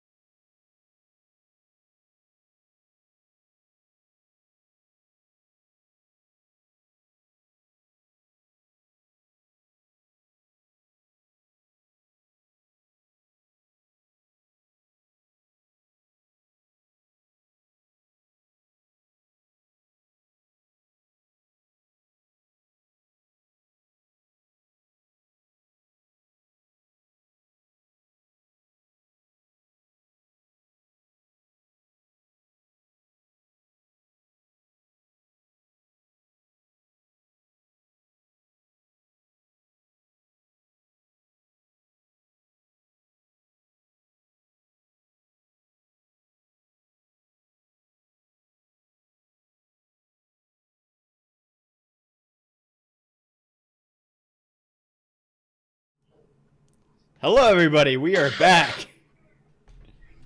And I think we're about to die, honestly. Probably. Nobody's going to die, probably. Just so let's talk a little bit about combat real quick. A, it's a terrible idea. And B, it uses that same percentile system. So your initiative is your dex. And so I'm just going to, in a very D&D style, I'm just going to count down dexes. And when your dex comes up, you'll tell me what you're going to do. You'll make some rolls. If any of you had a firearm and it was readied, your initiative would be your dex plus 100. So you'd be able to, you'd act a lot faster. You know what? It might be plus 50, but again, rules, who cares? You'd be faster if you had a readied weapon. None of you have a readied firearm. You have a readied melee weapon, Jerry. I got a bat. To the extent a baseball bat is a melee weapon. So combat is basically, you'll tell me what you're going to do. You roll dice, damage will happen, that sort of thing. We'll see what happens. So the crash happened. Sarah and Melissa, you both get to the office before anybody else. And coming through the broken glass of the office window is what can only be described as a wolf made of black smoke. It's kind of flowing through the office window. You've never seen anything like this. Both of you can make me sanity rolls. Oh, good. Let me see. Sanity is 51. That's a hard success. Nice. With a hard success, Tiana, look at your Discord DMs. I just sent I thought. So you see this thing, and that immediately happens. Sarah, what'd you get? I got just a regular success. Okay, so you got a regular success. So you don't lose any sanity. Melissa has a thing. So now we are in initiatives. You two are in the room. So I'm going to start at 90s, which seems unlikely. 80s, upstairs, you hear Eric go like, "Oh, what's going on?" And you hear him start coming down. 70s. I do.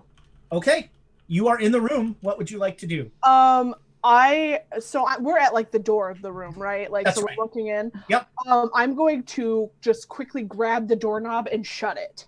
All right, you slam the door shut. Yeah, and I'm going to try and hold it tight.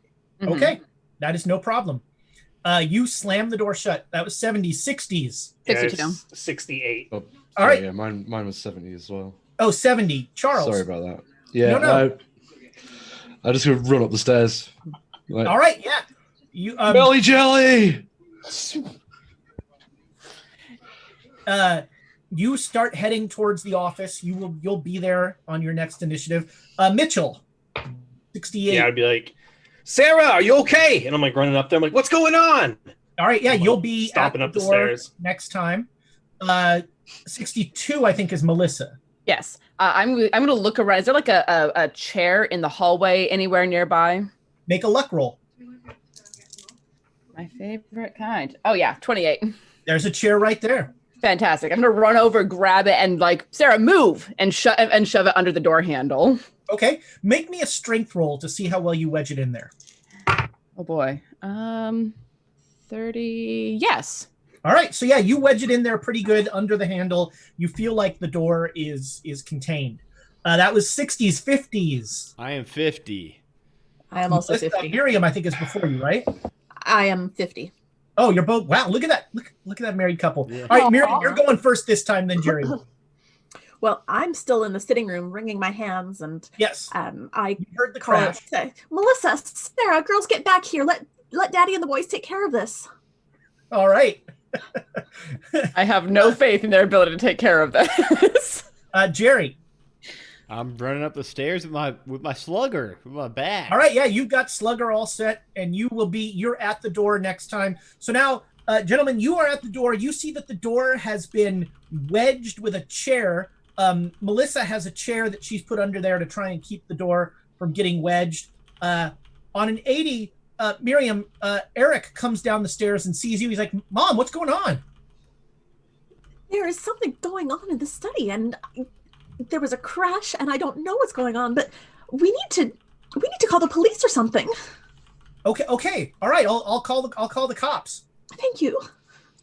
So he's gonna head to the island, the phone that is in the kitchen that has like the 6-foot cord to it. It is that original like 70s lime green phone that Papa Brian would never have anything wireless in his house.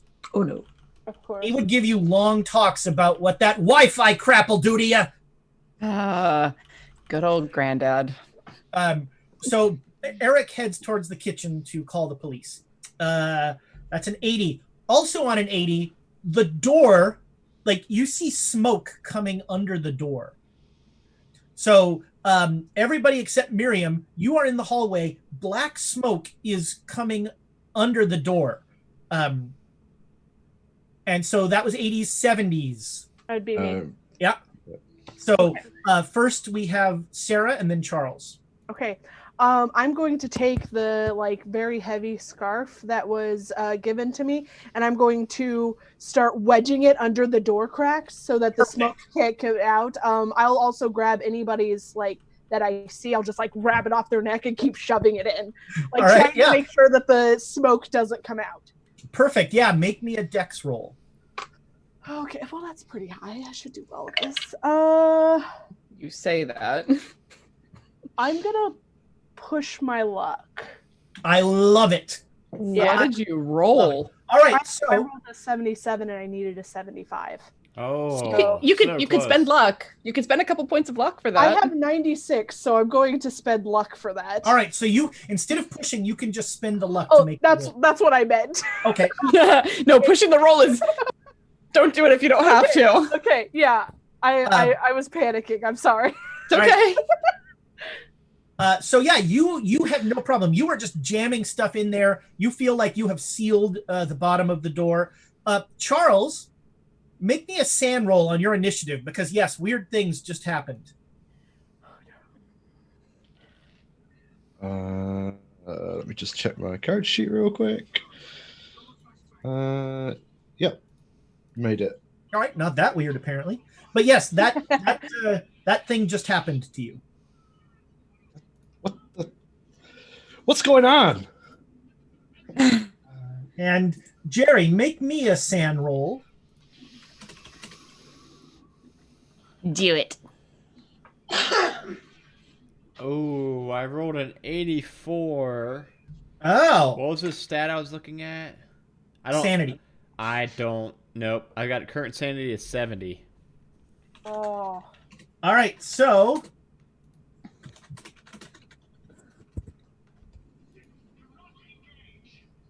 I am sending you a quick message. Oh God. Yeah. Welcome to the party. Yeah, it's my first DM. Just come sliding into your DMs there. Jerry, you just got a message. So on 70s, yeah, Charles, you kind of just spend your action sort of refocusing and trying to like get over whatever weird thing just happened. 60s, Right. Mitchell at a 68. So I'm the door feeling- is closed with a chair, and then Sarah has been just shoving any fabric she can find into the gap. Okay. I'm feeling temporarily emboldened, and I'm just like, "What the hell are you doing? Is there a fire or something? We have to put it out." I'm like trying to like fight her to get the handle. Nice. Yeah, make me a Like, strength. what the hell are you doing? Is there a fire? All right, I'm like so freaking out. this All I is saw was actually gonna smoke. This is going to be an opposed roll. So, Okay. Sarah and Mitch, you're both going to roll your strength. I'm not a strong girl. No, but we'll see what. I got a 69. Nice. Nice. That's the sex number. That is a sex number. I got a critical success. What's that? Oh my gosh! Yeah. Yes. Mitchell, can you beat a critical success, or are you getting hip checked by your wife? No, I mean, I got a 69 out of 75. All right, No, so he you is. did it, but your wife, man, CrossFit is a hell of a thing. She just, you're like, this is not a good look for you. As you're like, I'm going to assert, what is going on here? And your wife's just like, get out of my way. She's not. What are you letting doing? What's going on in there? She's not letting you open that door. All right. This time Jerry goes first. Wait, isn't it Melissa's turn? Oh, sorry, Melissa. No, Yeah. Melissa. Yeah. Yeah, because Mitch is before me. Yeah, I'm just gonna be like guarding the door and like looking around to see if there's anything else weird happening, and be like, "There's something weird in the study. I don't know what it is, but we're keeping it in there for the moment. Please leave the door alone." Okay. Jerry. I think last time Miriam went before me, right? Right, but this time you guys have the same one, Cool. so I'm just gonna switch it up every time. Awesome. Because like a really good game designer, I gave you both the same decks. I heard noises coming from this office. I'm gonna try to just beat this door down with my bat. No! All right, Did you just hear me? make a fight roll. That's not really my thing. Cool. I rolled a 21 though. That's pretty good. Boom. All right, so yeah, you take a chunk out of the So ignoring the emasculation of Mitchell, you just walk right up with the bat and just whack the door really hard. And there is a definite crack in the door. It's my old man strength. Miriam, you just heard all sorts. You hear some yelling. You hear the definitive crack of an aluminum bat hitting a wooden door. Jerry, what are you doing? And I run out into the hall to see All right. if I can see any of this that's going on. Sure, yeah, you can see down the hall that Jerry just hammered on the door with the door that is trying to be wedged closed, and the two ladies are like holding up against it, and they both are kind of backed away. When Jerry swings the bat, there's a very human reaction to not be near the bat. Right. Jerry, stop that! There's fire in here. We gotta get the fire out. The door! We can replace the door. It's not fire, Dad. Both Sarah and Melissa, make me a POW roll. Cool. Cool. Oh, good. Yes, made it. All right. There's no fire in there. That's ridiculous. Yeah. There's no fire, Dad. What it's is something it? weird. I don't know what it is, but it's not fire. And I want it to stay in there. Maybe go back out the window and away from us. So is Someone this will tell us what the hell's going on. Yeah, what is it? Like, is this just now our life? Is this does it have the room now? There's some sort of wolf in there, and it's made of like some weird smoke shit, which is why I'm trying to fucking keep this fucking door closed. So we just let the wolf have the house. Aaron's calling the police, don't worry. We just keep the wolf from getting further into the house. He must have. Did you see my bat? I'm like trying to cover the crack now. Dad, because, like, please, I don't want listen more to smoke me. coming out. All right, yeah. So it would be very hard to hit the door with the bat now without hitting Sarah, which seems like a bad idea. I don't know her that much. No, I'm just joking. Bring it, old man. I'm just joking. Back to the top 80. On an 80, you hear Eric you hear Eric from the kitchen talking with some excitement in his voice. There's a definite tinge to his of tension to his voice as he's talking. That was 80s, 70s, 78 is Mitchell. No, sorry, Charles, and then Sarah. It was Sarah Sarah, then first, Charles. and then Charles. Yeah. I am going to try and I'm sure I have something on me that I can like stuff into the hole. 100%. Handkerchief. Okay. Like handkerchiefs. Yeah. It's cold out. I probably stuffed some gloves in there Yeah, trying to make sure like the That smoke- hat that Miriam knitted you. No, the hat is still on me. The hat is still on. It's very warm in the house, but she's not taking that hat off. That's fine. Plus she has hat head now. It's she is just jamming stuff into the crack in the door. Charles. I think maybe I should take the bet, Jer. Come on. All right, yeah, you got a little bit more muscle on you, and I don't know. I guess you can redeem yourself from the whole laser tag. I don't think I'm the one who has to redeem himself. Charles, I'm going to stop you right there. I saw things in that room that will haunt me to my dying day. Well, Don't talk to me about redemption, old man. Go and tend to your wife. Charles, here's the bat. You already sold me on it. Here you go. All right. That's good. All right. So let's take the bat standing station. So yeah, you have the bat now. That was 70s, 60s. 68 is Mitch. Mhm. Yeah. Well, come on. This is ridiculous. I'm going to run off towards the den to go towards the gun cabinet or the rifle. There you hunting go. Yeah, rifles of course. Yeah. There is in the mud room, which is the door to the backyard. There is a gun. There's a gun cabinet which Jerry never locks. Okay. Then yeah, I'll just open it and grab a rifle, or as much as All I right. can Yeah. do in So one turn. you'll get there, and there's a shotgun and a .22 rifle in there. Okay. I feel like he'd grab the shotgun just because he thinks it's like All right. Yeah. better Cool. Yeah. from movies. Has Mitchell ever fired a shotgun? I don't know, Dad. Did you ever? You You might ever have take us fired the hunting? rifle. You probably had him fire the rifle. Yeah, I would have taken him hunting before. I've taken Okay. all my kids hunting before. Sure. Okay. Got training So- for laser tag. Melissa was really good at it. The laser tag's not training for hunting. The hunting is training for laser tag. Yes.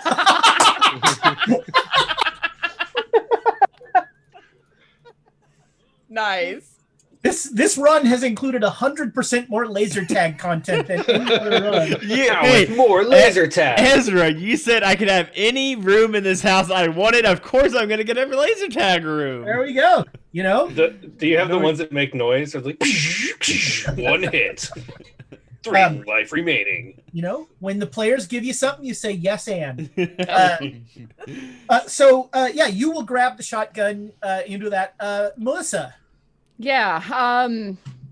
I'm still just trying to like keep my dad at bay and like guard this door and make sure that nothing comes out of it. Can I hear anything through all the noise in the house? I understand this might be difficult, but I want to see if I can hear anything happening in that room. Do I hear like breaking things? Do I hear what I would imagine from a big Make a listen animal roll. moving around? Listen. How good is my listen? Holy shit. Yes. Hard success. Nice. With a hard success, you hear the tinkle of something stepping on broken glass. Okay. It's still in there. Let's just leave it. It's Annie Lennox, everyone. What? Annie Lennox walking on broken glass. Yeah. All right, 50s. All right. Miriam, you're going first this time. So now you see the bat has been removed from Jerry. Good. I'm going to actually run into the kitchen. Okay. Eric is on the phone. And he's like, it's some kind of wolf. Yeah, there's a wolf. It came through the window. Eric, get the. Yeah, I know, Mom. I know, Mom. Too. Okay. I'm talking to Sheriff Dumps here. Well, just please tell him to hurry. Why do you always laugh when I say his name? You're dumps. He's been. Your father has a baseball bat. Oh God, Jerry's got the bat out. No, it's okay, Sheriff. No, he's not. Jerry just has the bat. No, Jerry has not been drinking more than usual. Just hurry. He's going to break the door or something. Okay, well, thank you, Sheriff. Thank you. You're in the kitchen, Jerry. You heard Eric and Miriam in the kitchen. Not really sure what they said. I'm running down to the gun case as well. All right. No. So you get there and you see Mitchell pulling out the shotgun. And you said a 22 was the other one. Yeah, What it was was 22. Okay, so I'm gonna take the 22. I want to circle around the outside to get to the office window. Is there a window sure. on the office? Yeah, I want to. That's no problem. Yeah, I want to get to like the window of the office. Okay, so you take the back door. The mudroom is like where you leave your dirty shoes when you come in from the back. So you head out the back door.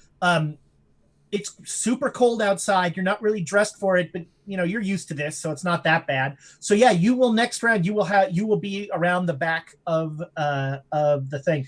All right, that is back to the top of the lineup. So on an 80, Eric hangs up the phone. He's like, "All right, they're coming. They're coming." Okay, what do we do until they get here? Well, look, you stay here and be safe. I'll stay here with you. How's that? Thank you, Eric. You're such a good boy. All right. Hey, what is that behind your ear? Wait, hold. You had an M&M behind your ear this whole time. What? Damn it, Eric. I'm trying to Eric. relieve some tension. Okay. Nobody appreciates Thank my you, tricks. darling. It's a very odd choice of time to find an M&M behind my ear, but you're so talented. This is all just Jerry overreacting to some dog. All right, that was 70s now. So Charles, first Sarah. I am just. There's no more smoke coming from around the door, right? Like I have fixed that problem. Yes, you have fixed it. Everything's fine. I am going to sit on the floor with my back against the door and my leg against like the far wall, making sure that nothing comes through this door. All right, yeah, you're sitting on the chair that was wedged up against the door, and your feet are pushed up against the wall. You're just like pushing that chair in even more. Yep. Perfect. Charles. Where did Jerry go? I guess so he ran down the hall. Melissa, you know that the gun cabinet is back there. Yeah. Cuckoo, cuckoo. Where do you think you went, honey? Well, if I had to guess, with my father, he's probably getting a gun, and I wouldn't be surprised if Mitchell's getting one too. Like every good American. Charles looks at the baseball bat when you say he's getting a gun. Well, I guess I'll stay here and bolster our defenses. All right, 60s. That is Mitchell first. So you, Jerry just headed out the back door. You have a shotgun. What do you want to do? Yeah, I'd be like, "Hey, Dad, wait up!" And I'd probably run out after him. Perfect. And I'm trying to load or check to see if it's loaded, make sure it's ready to shoot. All right. Yeah, make me a dex roll to do that on the move. Oh, Fumble it. Do not shoot yourself. 39 out of... Oh, yeah, I'm good. 39 out of 68. Nice, yeah. Cool. This is, you didn't do a lot of loading on the run, but so it slows you down a little, but you've got a couple of shells in there now. Okay, and I'll just be going for wherever he is and trying to follow him to the window. Jerry, as he's going, is just super smoothly loading the rifle as he moves. That's right. Just almost without thinking about it. What's up? Melissa. Yeah, I'm just gonna maintain here, Sarah went low. I'm gonna go a little bit higher and just lean against the door. All right. I don't. Have we felt any resistance? Has anything trying to push against it? Okay. You've not. Just gonna maintain here then. Okay. Pray to God that people don't shoot through the window. All right, Jerry. You come around the side and you see. So you come around and the office is lit. So everything's kind of backlit for you. And there is some sort of big dog, and it appears to be pawing at a painting over Papa Brian's desk. Pew pew. All right. What's my shoot thing? You have a rifle skill down at the bottom of your combat combat section. Oh, I'm gonna say I haven't looked at it yet, but I just rolled an 8, so I like that. Yeah, that's great. I mean, even with the base, that's half. Yeah, your base is 25 if you don't have any rifle skill. Under weapons?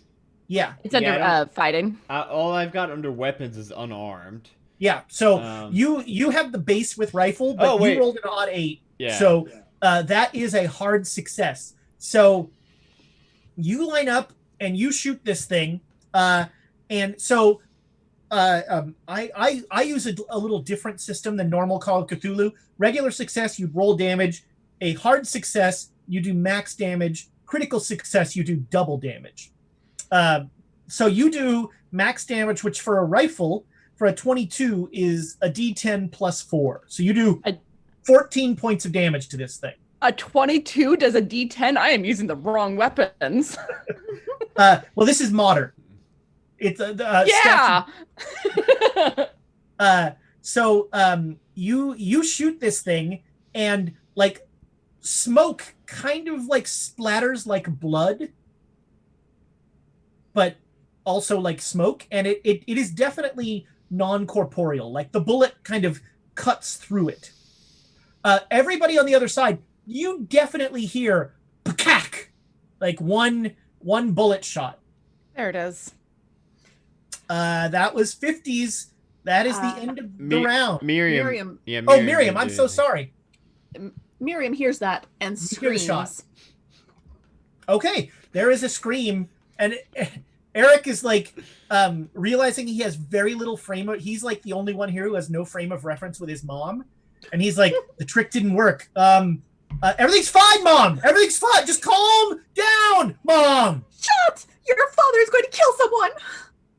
It's a dog. It's just a dog. We have to do something. Where are the police? They're coming.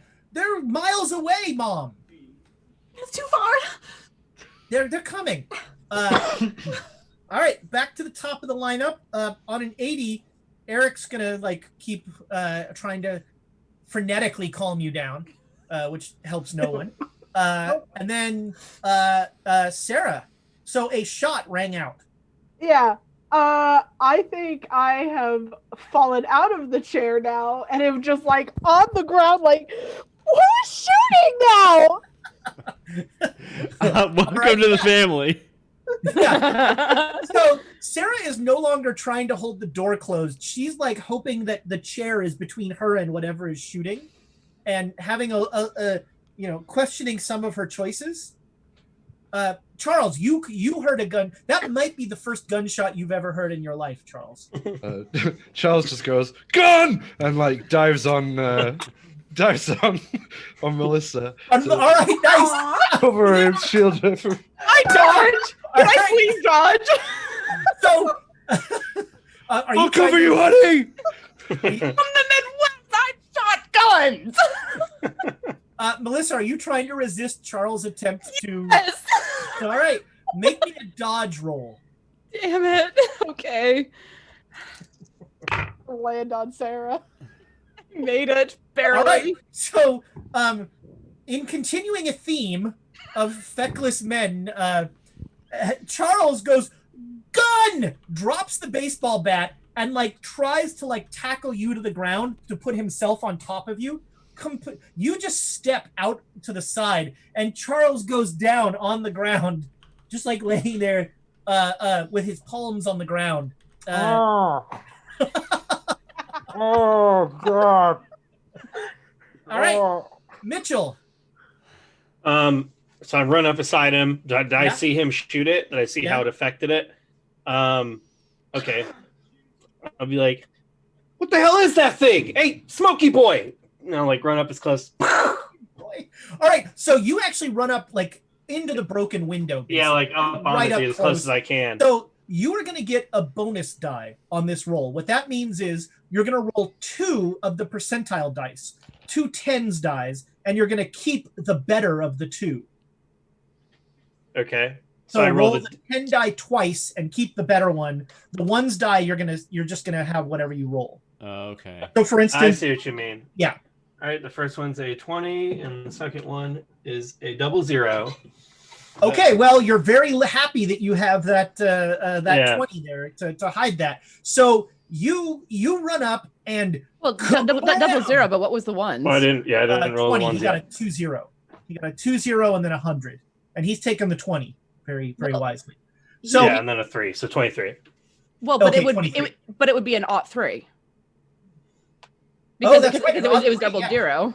That's 0, right. 0, 3, so I got a 3. All right. So yeah, you with an 03, you run up and everybody on the other side of the door, a shotgun, especially that close, God. is an order of magnitude louder than the 22 that just went off. Hold on to your butts. They hear me yell, "Hey, Smokey boy!" You are very happy that he did not fire buckshot, that this is a shelled shotgun. But even so, like, you hear against the door, like, stuff, you know, shrapnel hitting the door. The office just is like papers flying up, everything. And the smoke, spreads apart, and it no longer looks like a wolf. It's just like this sort of jagged cloud of black smoke. And it actually, a tendril is going to come out at you. It looks intangible, but it's sharp, and it's like coming at you almost like sort of a mantis blade or something. A mantis. Okay.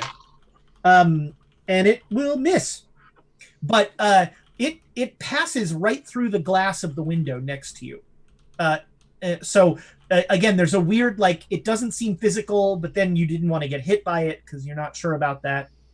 Okay. That was Mitchell. Melissa, so you heard the shotgun go off. You heard Mitchell's voice going, "Hey, Smokey boy." Yeah. Wham! Okay, it sounds like the guys are firing in this direction, so I'm gonna like grab Sarah by one arm and Charles by the other and just like try to get them down the hallway and away from this door. All Charles right. is prone. Yeah. I will grab my darling husband. I Grab my also darling prone. husband.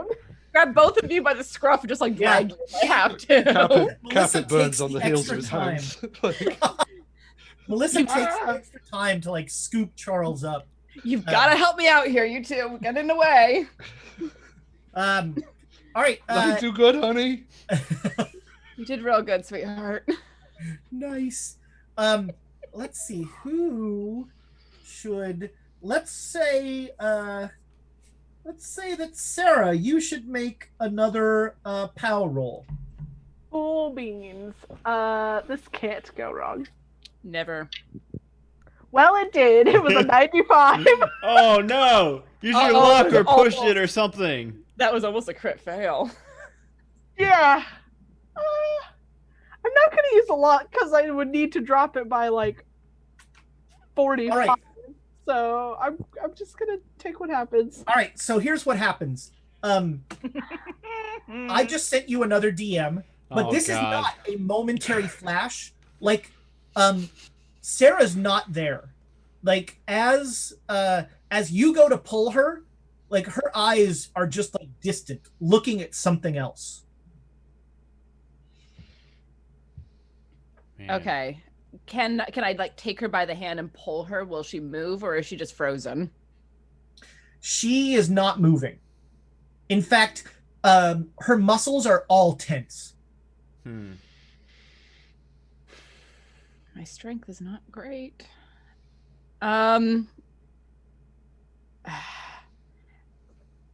I want to get her away from that door because All right, make me a strength roll to try and move her. Okay. 45 made it. All right, so yeah, you can get her to start. You're like dragging her. Mhm. Charles, you just had to get off the ground. This is like every muscle in her body. I'm about to sneeze. I need a sneeze You button. didn't even sneeze. It never fails. As soon as you think you're going to sneeze. I looked up at a light. That's what I look up at lights to sneeze. I do that too. It's a family thing. We go outside, we sneeze. So every muscle of Sarah's body is tense, and she is fighting you every step of the way. I'm just dragging Yeah, her but as you're hard as dragging I can. All right. That is 50s. Jerry, you're going first this time. The shotgun, like, you just saw something take a swing at Mitchell. What does this shadow thing look like? So it used to look like a wolf, but after the shotgun blast, it now almost looks like an open flower of smoke, and coming out of it are these tendrils that are kind of blade-like.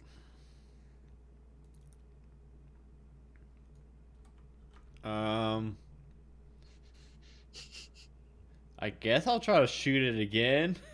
I Okay. mean, I would suggest not fumbling yeah. I for mean, Mitchell's sake. Although the game gets a lot more fun if you shoot Mitchell. Oh no, not my husband. I mean, yeah. I mean, that's really all I've got going for me. There you go, Jerry. Take a shot. 30, Roll your rifle. 37.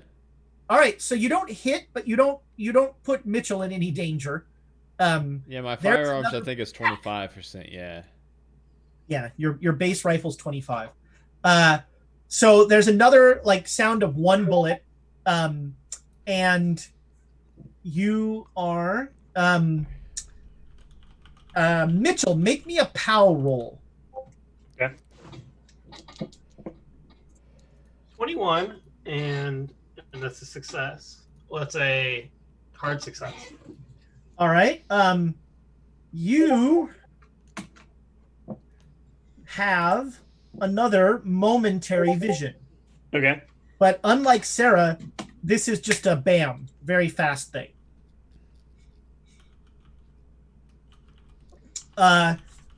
Okay, that was Jerry. Miriam. So I've heard 3 shots now. All sorts of gunshots. I have screamed with every one of them. And I turn to Eric. We have to get out of here. He's going to end up shooting through the walls. We have to get out of this house. They're them and their guns. We have to get out. And Eric is 100% with you. booking it towards the front door. Okay. And so when you step out with Eric, and you hear in the distance a police siren. oh, good. I don't have the sheriff has never been a character, so I don't have a picture. The son of the police. Really? No it's- one else has thought to call the cops? It's just Deputy Dewey. Wait. Deputy Duty Sheriff Dumps. Oh yeah, Sheriff Dumps. Yeah, and Deputy Duty. and Deputy Dewey Dewey. from Scream 1 and 2. Oh, there we go. And Yeah. 3 and 4. And 4 and 5. That guy never dies, does he? No, he doesn't. He survives. All right, so that was back to the top of the lineup. Eric, you guys are out. 70s. First is Sarah, who so now you come back from that vision that you had. Okay. And I'm looking at Melissa. Maybe we should go to a different room. Probably. What in the world is going on? I don't things. I have no idea what's going on. I'm not used to being shot at. You look like you were having a seizure. I've never had those before. I don't know. So I'm gonna start heading towards the sitting room, Okay. so that maybe I could try and like get people to like come in there, so we can barricade ourselves in there as well. Okay.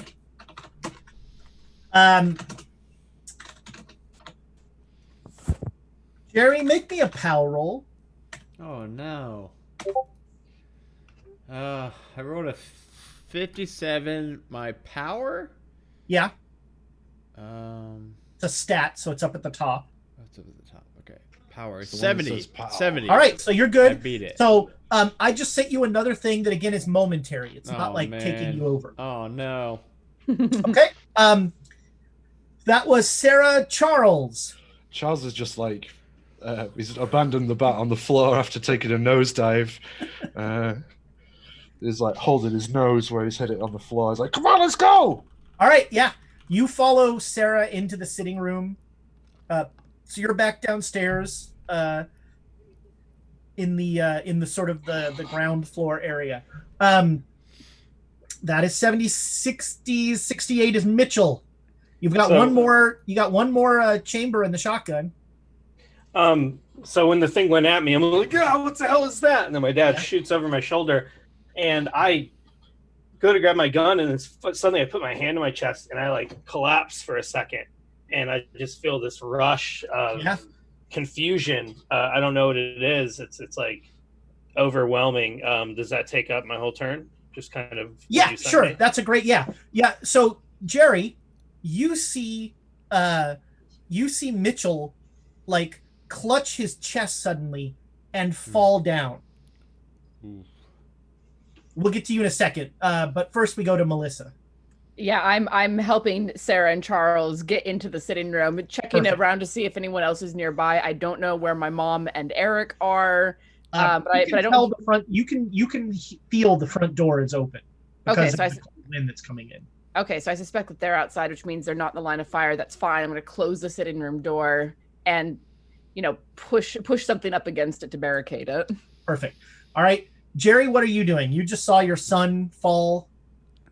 My eyes are like open, but I'm like, my facial expression is just utterly confused and terrified looking. I am going to turn from offensive to defensive. I would like to try to get Mitchell out of that situation, pulling him, dragging him away from the smoked wolf as much as I can. Perfect, no problem. Would I roll? No, you don't need to roll. Okay. So you pull it back, and as you do that, it goes back. It ignores you, and it goes back to that painting. And it rips the painting down, and there is a safe behind the painting. Yeah, I'm still even if I see that in my peripherals or whatever, I'm trying to get Mitchell back into the front door of the house and All right, so we are going to come out of initiatives because if you guys are doing that, this fight is over. So the thing will disappear shortly, and you come out, and at the police car comes up, and out comes Sheriff Dumps, who. Sheriff Dumps and Jerry are in a bowling league together. They've known each other for years. And Miriam, you're on the front, and he comes up and goes, "Oh, good to see you there, Miriam. What's going on?" It is a disaster in there, Thomas. Whoa, it's nuts. You have to. Jerry is shooting at a wolf from the back of the house. Listen, there's a wolf. No, and he, no. There's a wolf. No. Hey, oh, Jerry, good to see you. How's it going? Hey, Jerry, what's going on? Hey, Dumps. Hey, Dumper Dumps. No, it was a big old misunderstanding. We thought that we heard some noise coming from our office, and But the girl saw a wolf. Yeah, I went and checked it out, and it was just, would you believe it? It was the Henderson's new Chihuahua, and it was. It was. You mean Little Red? Why did you try to shoot Little the Red? dog? There, Jerry. Jerry, you didn't shoot Little Red. No, it made it back home safe and sound. It gave us all quite a fright, but it's all good now. I 100% apologize for you coming all the way out here just for us to, Jerry, it's always a pleasure to see you. Hey, tell me, have you finished that new batch of beer? Oh, well, maybe that's the problem tonight, isn't it, Jerry? The pale ale 280s. No, I ain't finished that yet. Well, put me down for a sixer, huh? Okay, that's gonna cost you $4,000. I'm just kidding, Dumps. I'm just joking. Yeah, I'll get you that for free. You just gotta pad my record next time we bowl. You just give me You're always on my team in the league, Jerry. Miriam, it's always a pleasure to see you. I'm glad this was I'm glad this was nothing serious. I'm so sorry to drag you out here, Thomas. There was so much going on. Oh, no. Better safe than sorry, Miriam. Always better safe than sorry. Jerry, I'll see you. We're going to the U of M game in 2 weeks, right? Oh yeah, box seats like always, of course. Oh, can't wait. All right, good night, folks.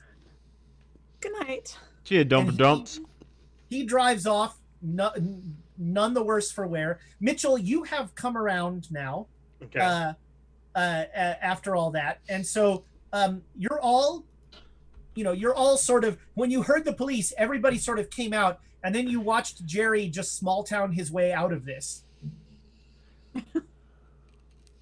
Why did you lie to him?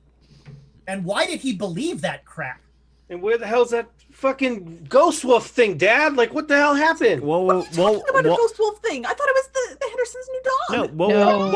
What the hell are you guys talking about? Oh, God. What's going on?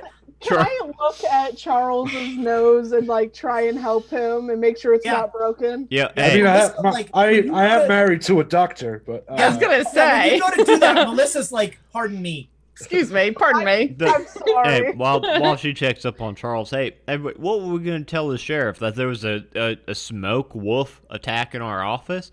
The smoke, Smoke wolf? what? the dang thing's What gone the- now. There's no, What there's the hell nothing. are you talking about, smoke wolf? There was a smoke wolf me and Mitchell were shooting at. It bit him and he collapsed to the ground. I had to rescue him to safety, but like, Why would you shoot something made out of smoke, Jerry?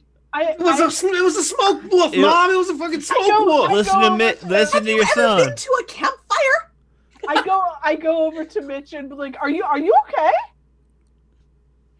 That's a good I question. don't Are know, you I was- okay? Dad shot or something. I collapsed. And... I did not What? shoot you, Collapse? my boy. Melissa, check on your brother. No, he didn't shoot me. I Charles don't know. is There's a fine. smoke wolf and it had tentacles, and I don't know. I don't know. Tentacles? It I mean, was this is Dad. pretty- And what happened? I was passed out over there. I don't The- even know You what the na- hell was that. Why are the police leaving? What did I miss? You How hit long the- was I even out? You hit the nail on the head. There was a smoke wolf. We shot it a whole bunch. It jumped on you, pounced on you. I dragged you to safety. I'm the big hero of the day. But then the smoke wolf just kind of dissipated. What am I gonna do? What am I gonna tell Dumpy Dairy, whatever his name is, that you think he's gonna bowl in the same league as me? He's the best bowler in our damn league. He's not gonna bowl with me if I tell him that the big smoke wolf attacked my Why didn't family. you just let me talk to him? He used to be my scoutmaster. He would have talked to me. It was a smoke wolf, Dad. We shouldn't be. It was a smoke wolf. Mitchell. Okay. Mitchell. Okay. No, Mitchell, cut the shit. I'm telling you right now, he already doesn't like you that much, Mitchell. So if you would have came out with that stuff, he would have probably hated you even more. He wouldn't have invited me to the league next year, and I would have been on my own, bowling solo. Yes, only Who because I bowls beat Tommy solo? in the Boxwood Derby 9 years in a row. He's a little chump. Okay. Let's not dig up the past at the moment and focus on what in the name of God Wait. a smoke wolf was doing in Granddad's study. Also- Wait. What was that guy's name real quick, Jeremy? Jared, Tommy's his son. Tommy Dumps. Tommy Dumps. Okay, cool. That poor kid must have and been he does bullied it well. so bad. I'm looking over Mitchell to see if he was like hurt or actually like attacked. Like No, he looks he looks flustered, but there's no damage at all. There's Yeah, no. I cussed in front of my mother 4 times. how dare you? and I'm also checking on Charles's nose and basically like, you all right, love? Yeah, thank you. Changes Thank you so As much. usual, the only thing hurt on Charles is his pride. Fair. I told you I got big things coming up. Big things. Let's not talk about what was it doing in the study. Well, I mean, we could go open the door and figure it out now. That's all. They ripped down a big painting. There's a big old safe behind it, but I mean, What? I Oh. go to the Let's door. go. I Let's go to Aaron's the door. like- Fuck it. Yeah. Let's go. So you undo your Les Mis barricade in front of, Yes, I do. and then you come in, and the office is super cold because there's a big hole in the glass in the floor to ceiling glass window, and like the wind is blowing in, and yes, over Papa Brian's desk was a large painting of the tree in the backyard. And that has been torn, that has been like ripped up and torn down, and behind it is a wall safe. Doesn't even Dad, have the Dad, did you know that this thing was here? no, I mean, we've only been living in this house for how long ago did the old Brian die? He died, what I think I said 6 weeks ago. Yeah. I mean, we've only been staying in this place for about 4 weeks now after Brian passed away. So I mean, I haven't. Didn't you grow up here? Mom, No, Yeah. I did. Mom is Yeah, his that's daughter. right. I was here a lot growing up, but I mean, I've never like ripped down wallpaper and whatnot. Is this something that Granddad ever told you about, Mom? There was no talk of wall safes. No, I've never seen this before. It is so cold in here. Jerry, go out to the shed. There, I know there's got to be some plywood out there. We need to cover up that window. It's going to be such a mess already to deal with tomorrow. We can't make it any worse. I'm Dad, gonna maybe we should just put a tarp over this. No, plywood what would your probably be mother better to says keep the cold is what out. goes. So I'm gonna go get the plywood. I'm gonna do it right, and I will hopefully see you all in the morning. A tarp? I thought you were an architect. Jerry. Me, I'm a school counselor. No, he's talking about his brother. Yeah, you thought I was an architect. The only thing you know about tentacles is in your browser history. He's a tarpitect. Ow! That's my husband. And that's our computer. We share a desktop. Charles, check his browser history. That's all I'm saying. So I'm angrily looking for a combination in this desk now because fuck that boy.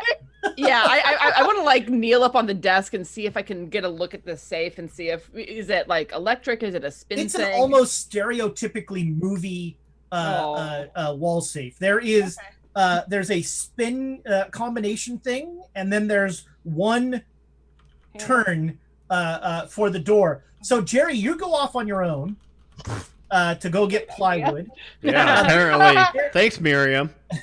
Eric will sort of pretend like he's going with you, but he's like, screw you guys, I'm gonna go study again. Mad about the architect crack. And everyone else is kind of just sort of casing this room to find a combination. And Melissa, you actually are looking at the safe. You go to open it. You try and it opens. Hey guys, I am right up there with you. Yeah, it's inside open. The ladies. Inside is like a machete. Inside is like a blade that, you know, none of you are blade people. It's about a 2.5-foot blade, and it seems like there is writing on the blade. Oh, let me take a quick look at that. The girls are all in your way, mate. Yeah, they're all. Yeah, Charles is like looking over you, like what? Hey, elbowing people out of the way. Come on, honey, let me have a Miriam look. is going to reach in. Whack. All right. Yeah, when you pick it up, make me a power roll. I knew it. Ma. Ooh, that is a critical success. Oh my gosh! All right, so what I'm about to send you happens, and it has it's almost like a memory. It's not a vision or anything. Let me send it to the right person. Bam. And it happens as soon as you touch the sword. And one other thing happens that I'm going to type in here because I'm making this all up as I go along. As you do. You have to. We had an entire session of the stream Call of Cthulhu game that was based entirely on someone rolling 100 at the beginning. Oh, it's great. There we go. So those two things happen, but it's like they didn't happen now. They're memories.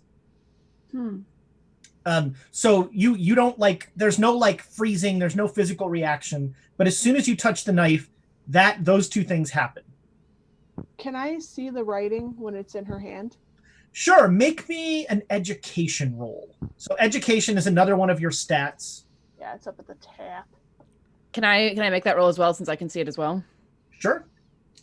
Oh, I made it. Nice. Am I good in the shed, by the way? I'm not getting attacked. Okay, I don't want to be getting attacked by smoke wolves or anything when I'm going to the shed to get some plywood. So I got a hard success. Tell is that it's some sort of runic language. Not Latin. No, it is not. It is not. They're not words or letters as you recognize them. They're like runes of some sort. Okay. So it would make me think of maybe like Norse or Viking iconography. Sure. Just say. Is there anything else in the safe? Like, could there be like a book or anything? There is nothing else in the safe. Okay. Oh, you know what? Actually, there is something else in the safe. There is a family tree of your family, of the Wotan family, going back like 5 generations.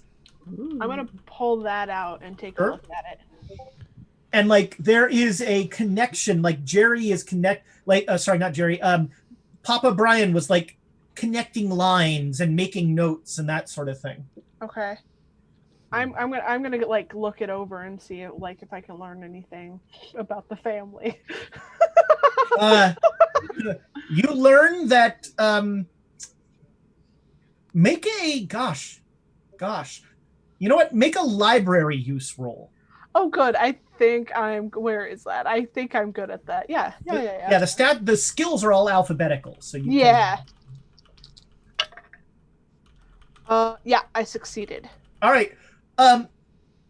So yeah, the weird thing you notice is that it seems like there are always 9. Every generation of the Wotan clan is 9 people. Oh. Is there... Now you make me... That's some precision.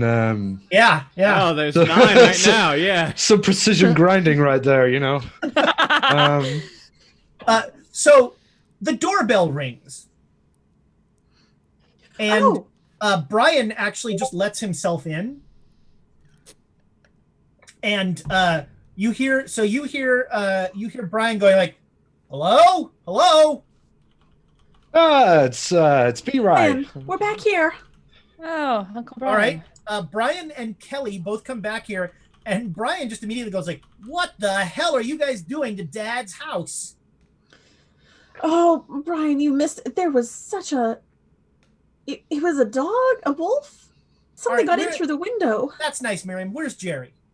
He's gone to get some wood to cover it up. So, some sort of wild animal attacked this place, and you said, "Hey, Jerry, why don't you go off on your own?" Have you ever watched a horror movie? No, I don't watch that sort of thing, Brian. Why don't you? Hey, Melissa, why don't you go down in the basement? Hey, Uncle Brian, how about you fuck off? Melissa Oh. language. Melly Jelly. Let's not be too hasty to Brian. I'm Brian, not going to. I have I'm not some going to get exciting Charles, opportunities. Look, Just put a Eric hand went over. with his father. I'm gonna go see what's wrong. Kelly, I'm gonna go see what they made poor Jerry do. Eric went with him. Oh, great, that'll help. Eric is completely Did competent. he take his magic wand?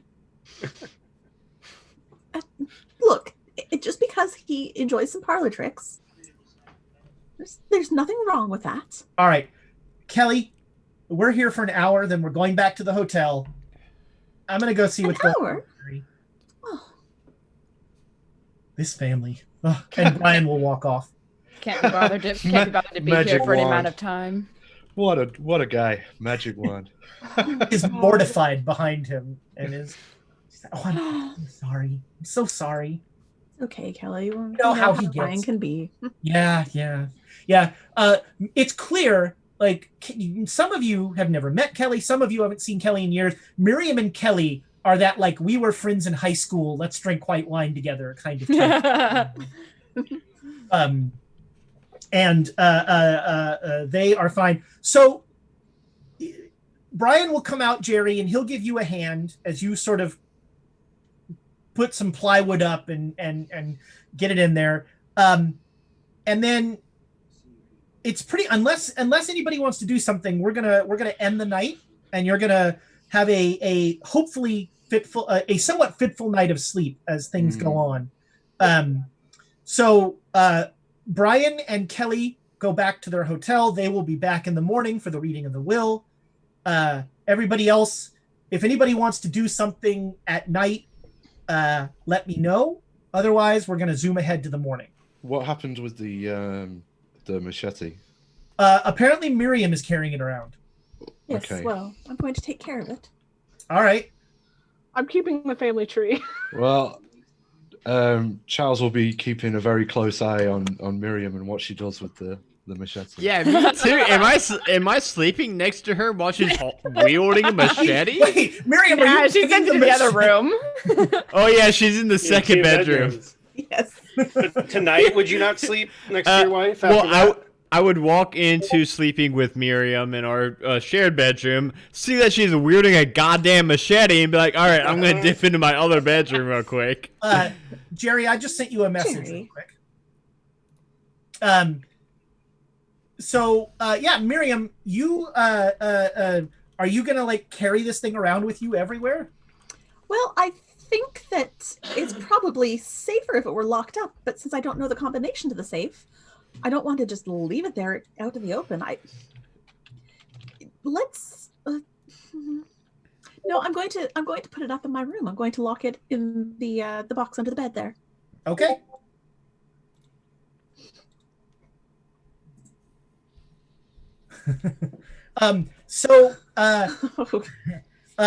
Yeah. I'm always So terrified when everybody- he laughs. God, it is so scary. I'm going to take some artifice out of this because I haven't been keeping track. Who has not had a second vision yet? I don't think I Okay, have. so everybody Yeah. that has not had a second vision is going to have one overnight. Yeah, I only had one. Okay.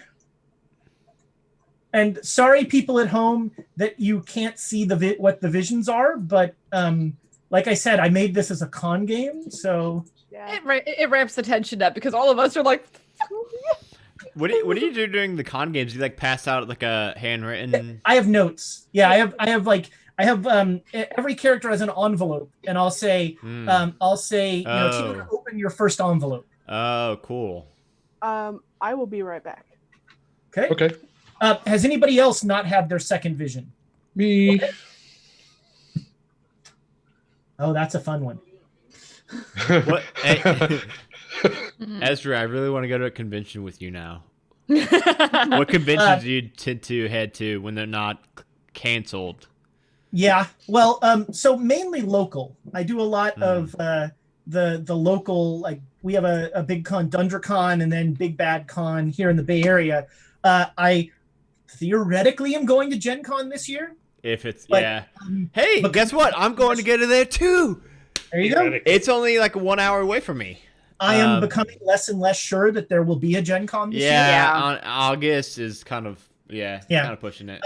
I'm actually going to be running Cthulhu for Chaosium at Gen Con. I'll be demoing for them.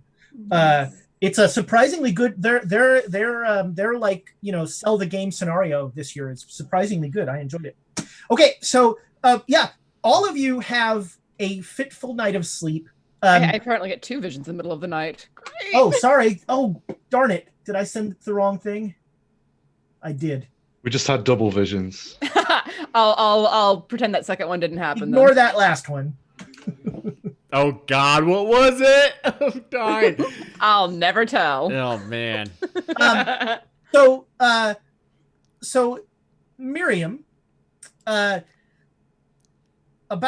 2 a.m.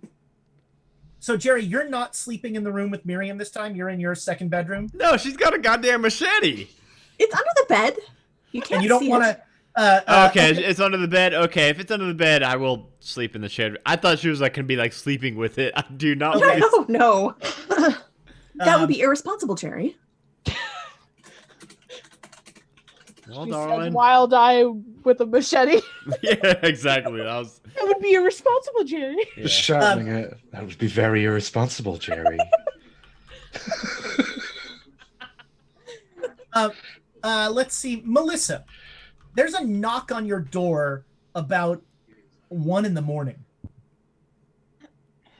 Like, wake up, orient myself. Did Charles wake up to that? Charles, make me a con roll. Okay. What is that? No, it is in fact a 97. Oh, Charles is snoring loudly next. That's probably why I woke up so easily. I'm already half awake because of the damn snoring. So Eric is at the door, and he looks kind of haggard. He's like, "Sis, I'm having the weirdest dreams. Yeah, I am too. I dreamt that I was some sort of I could see everything, and I had this horn." Yeah. I dreamed about ravens. There were ravens in the house, and they said something about beware the father. Huh. I mean, what the hell's going on, sis? I don't know. Do you want to go sit in the sitting room so we're not interrupted by Charles being loud?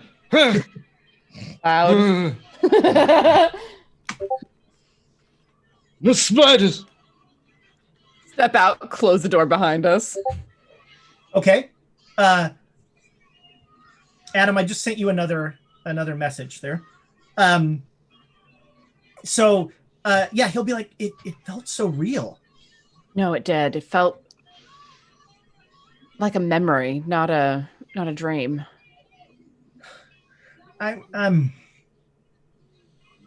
So was yours the same? Because you had somebody say beware the father. No, it has something to do with ravens. And it's the strangest thing, but I saw something earlier too when we were dealing with that wolf. Did you? Yeah. That's when I first had the image of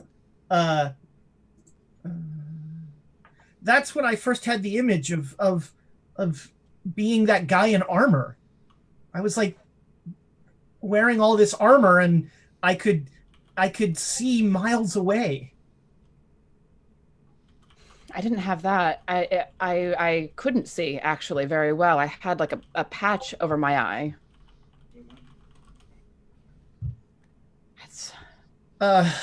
This is all very weird. I mean, all of this is not, I mean, it makes me, I don't know, free mental association reminds me of the Thor movies, if anything. You know, how the guy had the patch over his eye? Because Tiana, the player, has a pretty good idea. Oh, yeah, the dad. Yeah. Well, I'm glad you're having these same dreams, because I'm glad I'm not crazy. I mean, we just dealt with a wolf made out of shadow in Granddad's office. And I'm glad I didn't see that. It was weird. I would have thought I was going insane, but I mean, Sarah saw it and Mitchell and Dad saw it too. So I don't know. This is all really, really, I wonder if it's something about the house. If something, because I mean, I've never had dreams like this before. Have you? No. I wonder if Mom and Dad have. They've been here the last month or so. Tiana, make me a listen roll. I need a hard success here. I did not. Schnikes, Eric is on top of things. Thank goodness someone is.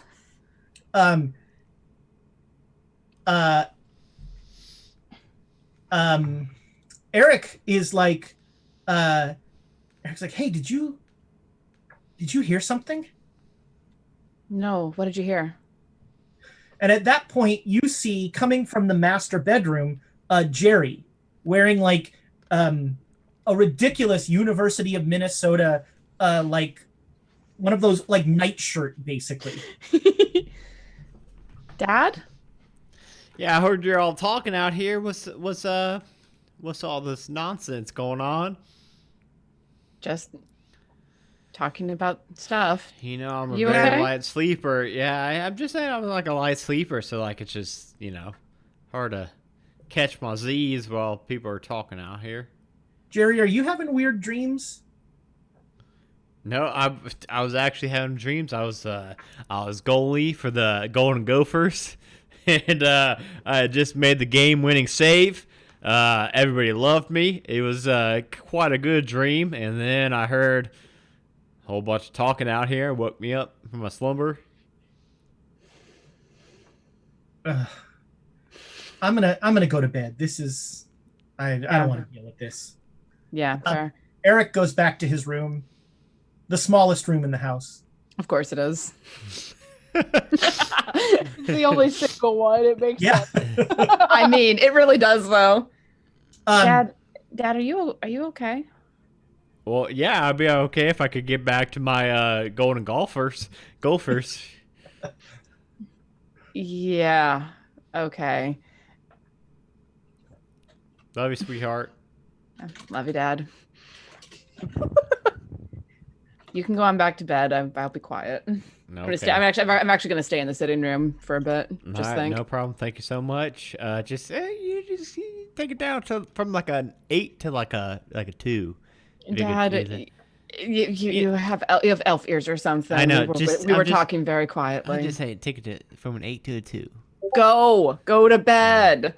Good night. Love you. Love you. Night. As Melissa's coming back to the bedroom, or not, passes the bedroom door, you can just hear faintly, I don't want to play laser tag anymore. I don't blame you, honey. Nice. Also, Dad, stop flirting with my husband. He's such a fun guy. I love that rubber carpet idea. I really do. Dad, stop flirting with my husband. It's carpet that it is pet proof. It is waterproof, stain proof, food proof. It's the best carpet around. It's such a good idea. It's a terrible idea, and it was not going to go anywhere. I'm telling you. Is plastic carpet the idea that I had, or did you come up with that? We came up with rubber. Oh, that's genius. Rubber carpet. Rubber carpet. It's wiped clean. It's wiped clean. White clean. I think the idea that I suggest for him on his character sheet is drone wedding photography. That's right. Well, yeah.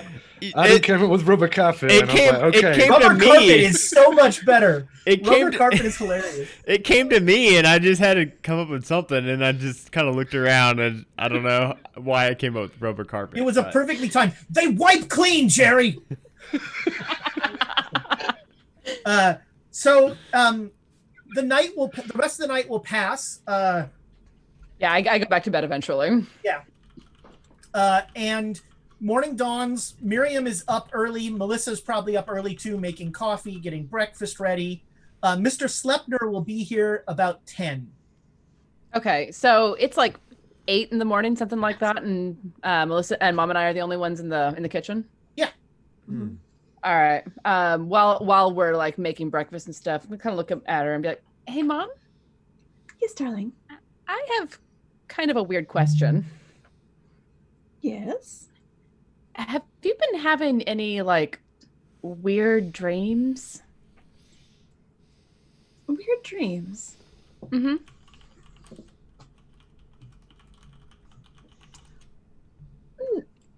Or seeing anything weird like last night, maybe? Besides, everything that happened in the study.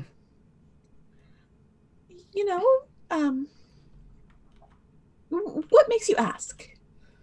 I've been having odd dreams and things and seeing things and just it's weird. And I'd like to know that I'm not the only one. Well, I did have a moment yesterday in the kitchen that I just What sort of moment? It's hard to describe. I feel like I saw something that wasn't there. Mm-hmm. Not quite, not a memory because I don't remember this, but I was at a spinning wheel. But Spinning wheel. yeah, it's very strange. I haven't seen a spinning wheel since Mama died, and that was near on 10 years ago. Spinning wheel. That's interesting. Were you running the spinning wheel or? I was, and I was doing it quite well, so I know it wasn't an actual memory because goodness knows Mama tried to teach me, and I never did pick up the knack on that. I can knit worth anything, but spinning not so much. That's interesting. Yeah. It was very strange. What are your dreams about, my dear? I dreamed about ravens in the house, saying to beware the father. Well, let your father loose in the house, and that's not a bad thing to be aware of. I don't think it was talking about Dad. You know what was weird about it? Besides ravens talking to me. Right. They bowed to me. There were two of them, and they bowed. That's unusual. Right? And not like a raven, like pecking, and like a proper bow. Very strange. Yeah. Mom, where's that sword? Machete stick of metal thing. It's in the lockbox under the bed. Okay, good. That's good. Yes, I felt it was not a good plan to leave it just laying about. Yeah. Well, cinnamon rolls? Yes, absolutely. Are we starting to get the smell? Yeah, there's like cinnamon rolls in the oven. Jerry will wake up on a dime at the smell of cinnamon rolls. Mitchell, make me a POW roll. Okay. 40, and that is a success. All right, so Not by much. a very weird thing happens to you. You wake up with, I'm going to make sure I send this to the right person. You wake up with a certainty. So I just sent you something that tells you you are certain that is true. And now I have to send you another thing.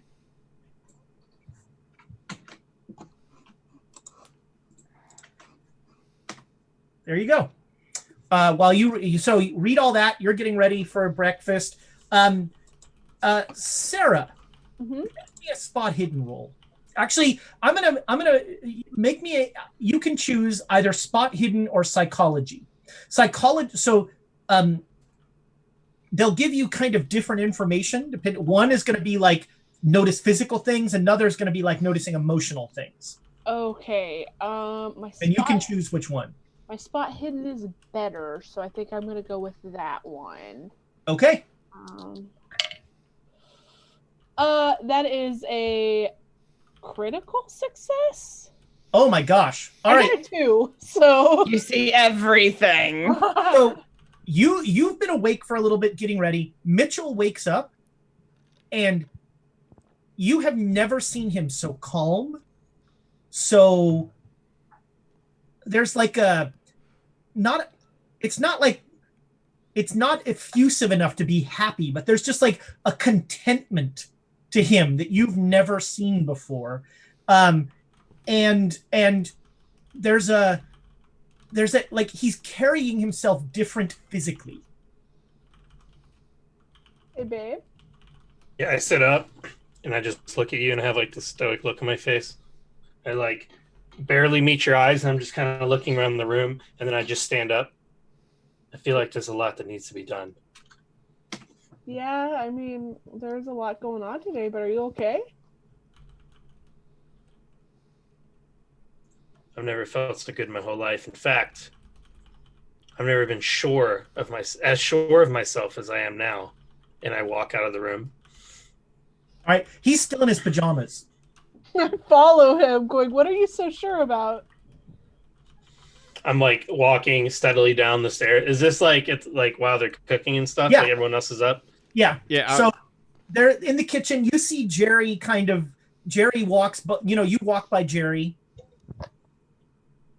Okay. And you can just let me know where you're going. Okay. I'm walking down the room or down the stairs, and I'm just looking.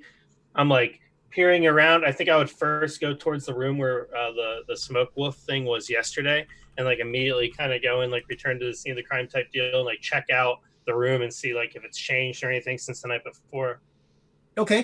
So Sarah, you're following him around, and maybe Jerry, you're following him as well. Is that, or are you gonna do your? I would like to like be helping him with breakfast. I would assume. Okay, yeah, you're in there with breakfast. So Sarah, he goes in the office, and like as soon as he does, just sun bathes in the room. The rising sun comes over the range, and as soon as he steps in the room, it's just showered in golden light, and you see the silhouette of that shadow thing, and it's almost like it's recreating what it did, with a vaguely like hologramish feel to it. And he's just sort of looking at it curiously, and he's looking around the room. he never touches anything, but you feel like he's just taking in the entire room by looking at it. Mitch, what's going on? What are you thinking about? You'll hear. Ragnarok, you can't hide from me forever. What? And I'm stomping around the room with this like light just shining out of the door to where it's almost blinding unless you go like and you pass the precipice into the actual room. And Mitch, at this point, you will get a definite feeling from the safe. There's like a remnant of evil. Okay. And that's in the room. Where In that wall safe where where the knife was. There's like, it's almost like the lingering scent of evil is how I would describe it to you in that safe. All right. You think you can hide yourself from me? I can sense your tainted air from here, Ragnarok. And I just start marching towards like the safe, Okay. announcing this loudly to myself. I'm like disregarding any questions my wife has, and just like speaking with absolution to their empty room and marching towards this safe. I'm gonna like What the try fuck? and like, grab his shoulder. As soon as you touch him, you will get. Oh no. Oh Wait. God.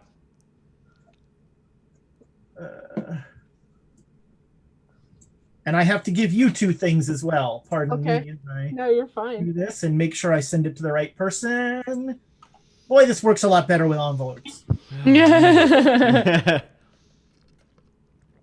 Can't mess up with an envelope. And thank you at home for putting up with a game that has a lot of hidden stuff to it. So I have to. Maybe at the end we'll like, I don't know. I could post all the files. I have Yeah, them. like post everything that everybody got or something. I don't know. or read them out. Yeah. That's true. At the, There end we of go. at the end of the video, yeah. I think some of it should sort of become evident through. Yeah, I mean, to be fair, Melissa said most of what's come. Yeah. there you go. Oh my gosh. So you can go ahead and read that. Like as you touch him, there's like static electricity, and then that happens. And we cut to the kitchen where Charles, you've come down looking for coffee, and so the 4 of you are now in the room.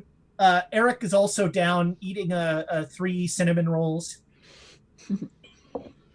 So I like glance at Eric to see if I think that he's gotten any more sleep or if anything else He weird looks- happened. He looks haggard. I'm gonna like hoping that no one else sees me. Just kind of flash like a okay sign at him. He just looks at you, and he mouths, "I can see everything," and like in a sad way.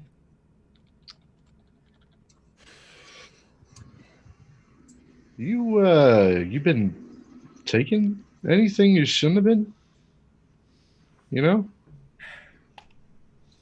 That sounds like, I had some buddies in college and they did some things, and they used to say that they could see through time and space and they could smell colors and Oh, Charles, Eric wouldn't do that sort of thing.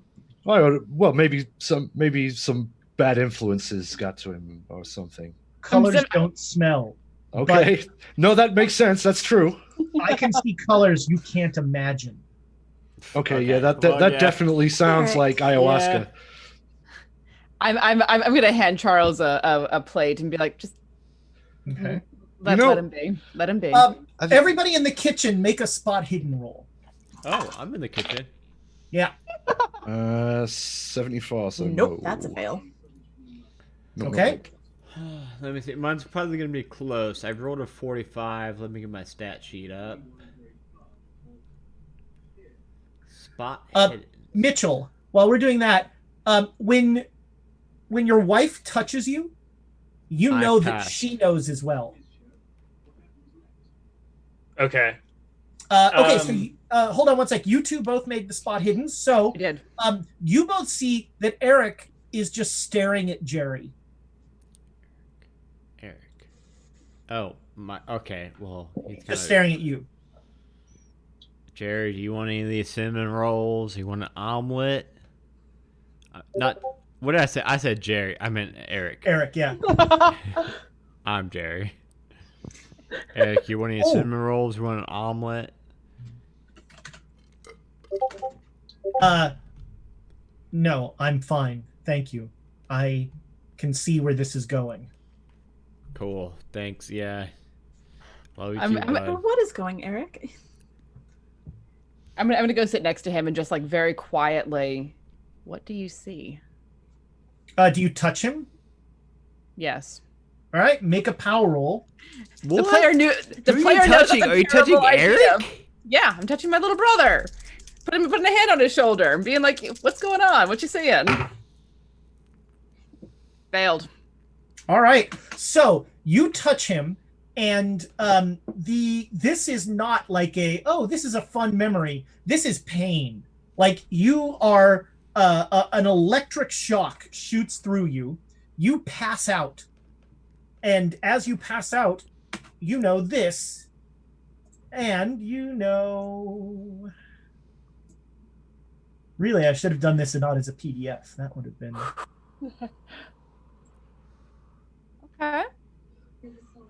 Okay. So I'm gonna Charles run over. rushes to try and catch his wife. And Yeah. so looking at Eric is like, "What are you doing to her, you freaky little shit?" Charles, Charles. Charles, make a power roll. Oh shit. I'm also gonna be like running over to her. 49. So I think I'd make that one. All right, so you stay. You are. You know what I'm about to send you, but you do not pass out or anything like that. There's no electric shock, and I have to give you. Why didn't I put this all in one place? Oh, it's because I had to cut these out to give to people. That's why. Okay. I remember it all. Bam, and you get that. And Jerry, make me a power roll. Oh man. I rolled a 19. I believe my power is actually kind of high, which I thought it would be kind of low, but that is a 19 out of a 70. Okay. I don't know why my power's so high. So you know what I just sent you, and Miriam. Everybody around here is acting very weird, but your daughter is just passed out. Well, I'm going to have to go do the mom thing and put my hand on her cheek and check her forehead because that's what mom does. Make me a power roll. There it is. It's definitely one of those the player knows better, but the character does the character does. Oh man! All right, so you are also going to pass out. You will know what I'm about to send you, but there we go. But you just drop as soon as you come to know this. So a lot of people are just passing out in this room, and who is not passed out in this room? Charles is not passed out. Charles, and Eric. I think. Yeah. Did Eric pass out? Eric didn't pass out. No, but he. That's just the girls. What about Mitch? Mitch and I aren't in the room. Yeah, Mitch. So Charles puts Melissa down. It's like, I have no more time to waste amongst the frailties of these mortals. Ragnarok must be stopped. The world serpent must be slain. And yeah, Charles is just like standing up with fire and brimstone.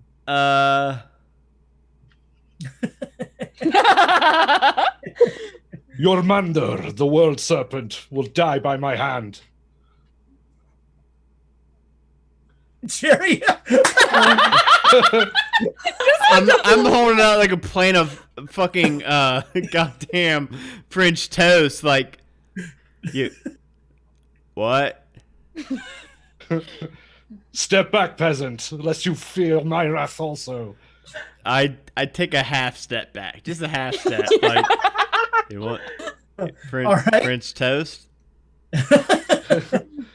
It just slaps the plate of French toast out of Jerry's No! hand. Why would you do that? You know how long it takes to make French toast? There is no time for these trifles. Ragnarok must be stopped. The world serpent must be slain.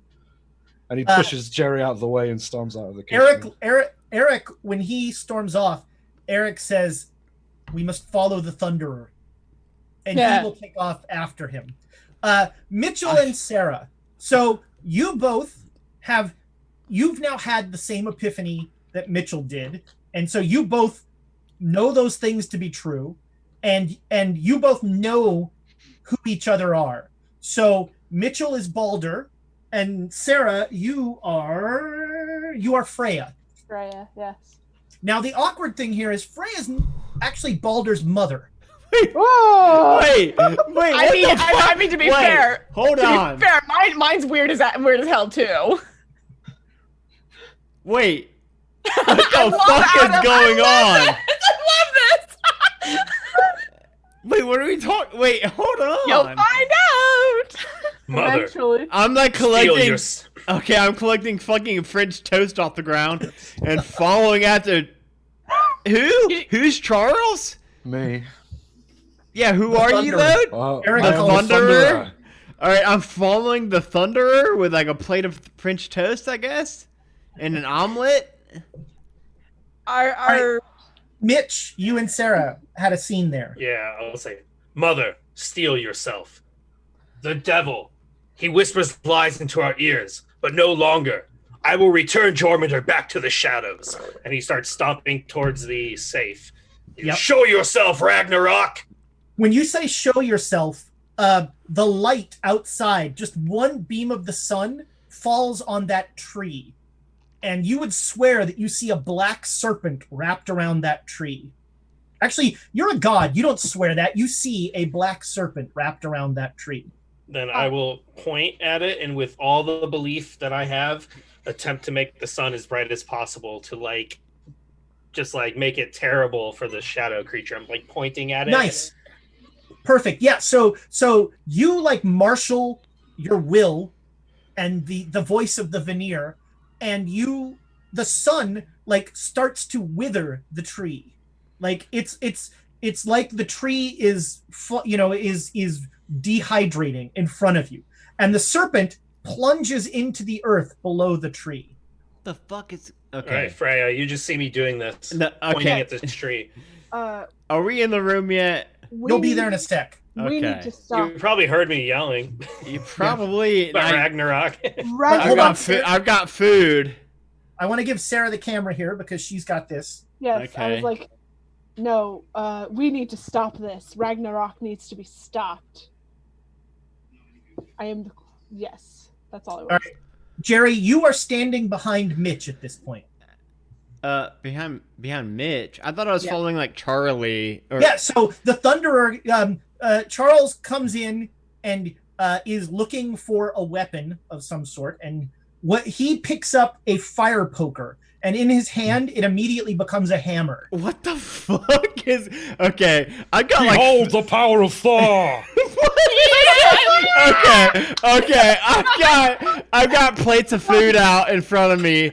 I'm like, all right, y'all need some French toast or Mitch, you want an omelet or what's going on? I need only the power of my hammer Mjolnir, and we shall go out and defeat the World Breaker. I mean, you might also need the power of some French toast. I mean, I'm gonna start walking out of the room, and I No. knock the French toast out of his hand. okay, I made all this French toast. And I also am gonna look for a weapon to fight. Yeah, this so person. you find a you pick up that 22 that was left, and in your hands it becomes a giant spear. All right, so just to set things straight, no one's gonna eat any of my. Back to the unconscious people in the kitchen. You both wake up and cooking you this are food. both sure of who you are. I mean, I'm so- just cooking this food. But let's, And then my own daughter-in-law just knocked all this French toast. out of None my are hand. desirous of the toast of the Franks, Jerry. Well, cool. Well, my daughter-in-law that I just met 12 hours ago just knocked out a bunch of French toast out of my hand. cleaning's expensive. Yeah, I am not your daughter-in-law. I am Farah, Queen of the Valkyrie. Okay, well, Well, all right, but now 12 that's an hours ago, interesting you point, were because my daughter-in-law. Sarah, you are Freya, Queen of the Valkyrie, but you are also Sarah. Like there's a dichotomy here. You Mitch. are yourself, Mitch, are you but you're somebody? more than yourself. I mean, Mitch, you look kind of like mean and stuff, but aren't you still like Calm myself? yourself, young Jerry. Okay. We have this under control. Clean up your mess. I mean, I still got this omelet, Mitch. If like you want this omelet, and I can like pick up this. Mitch, make a power roll. I mean, I could. Okay. I mean, I got a pretty tasty ass omelet right here. Well, this one's a fail. I got 77, and my power's 45, so it's pretty bad. I got these. All right. So French toast. Dump luck. I mean, I got this French toast, and for a moment, Balder stops being Mitch stops being Balder and is Mitch. And there's a moment where he goes, Fine. "All right, Dad, will you shut up about the omelet?" And I he mean, like, it took me all morning to make it. and he just takes a huge bite of the omelet. And make me a con roll. Just saying, like it took me like Mitch, make me a con roll. 2 hours. Okay, so this is really bad. Yeah, I mean, it was 2 hours to make. 99. Yes! Oh no! Right, so you take a bite of this omelet, and you take I'm just one saying, bite, like this and is. there's a sharp pain in your mouth. That's right, it is. It feels like you Oh, bit. it's like- You don't know what you bit, but all of a sudden, everyone that is so Sarah I'm just saying, and like, Charles and Jerry. yeah, what's up? Some sort of vine starts to just grow uncontrollably out of Balder's mouth. Yeah, that's bad. And, it is. It's a special omelet.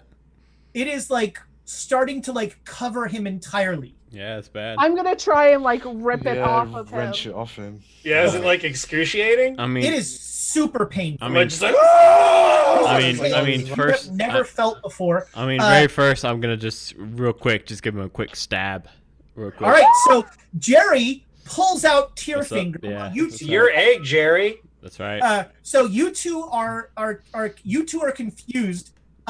You two are helping with the mistletoe that is pouring out of his mouth.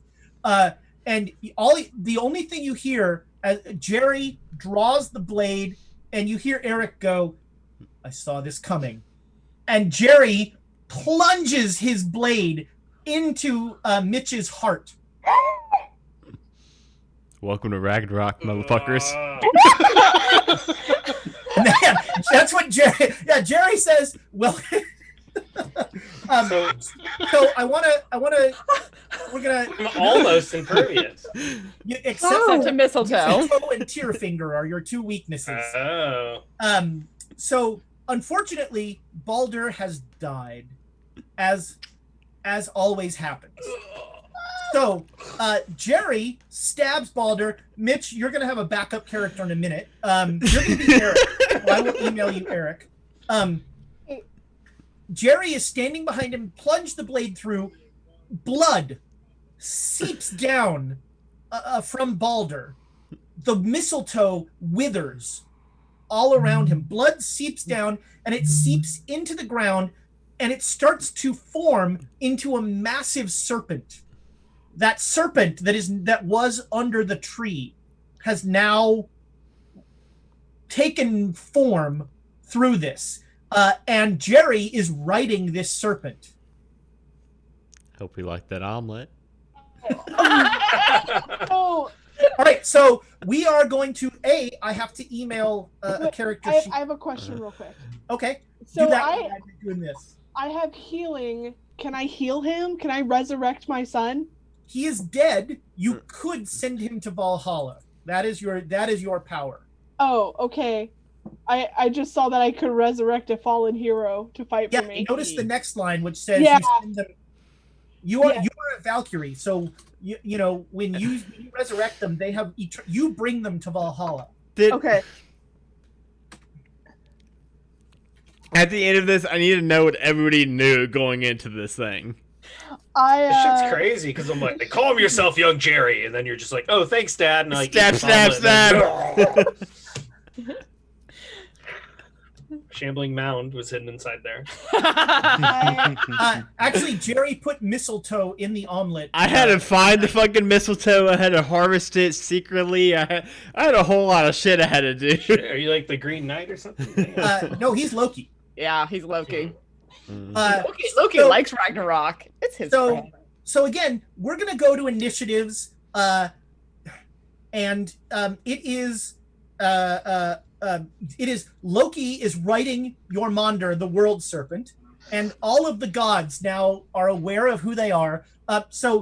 Eric, you are clear. You are Heimdall. Heimdall, his powers. Darn it! I closed the stupid thing. You see everything. You are all seeing, and also you have a horn that can summon the hordes of Valhalla to fight. Okay. Do it.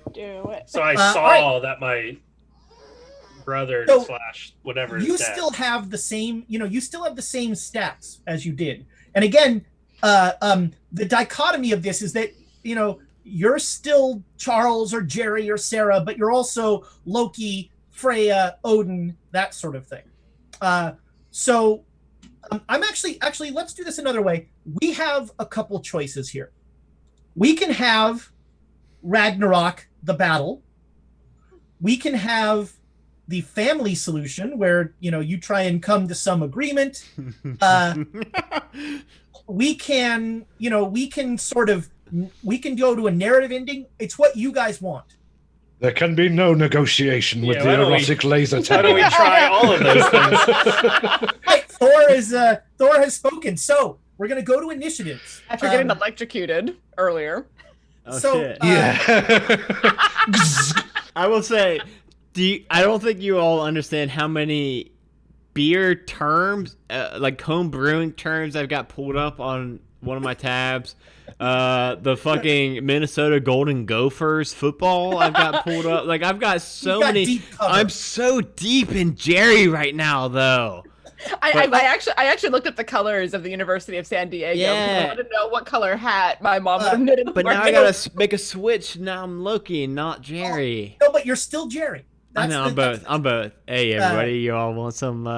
You all want some of this? So This omelet? I'll tell you all, the entire conceit of this module, I can say this now, is that Jerry knows he's Loki from the beginning. Oh, bitch! I did not know that when I picked Jerry.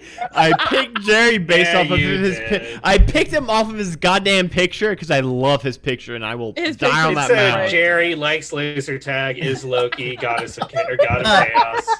And so he knows from the beginning that he has to kill Balder with Tyrfingr to bring about to start Ragnarok. And so now we come to epic battle.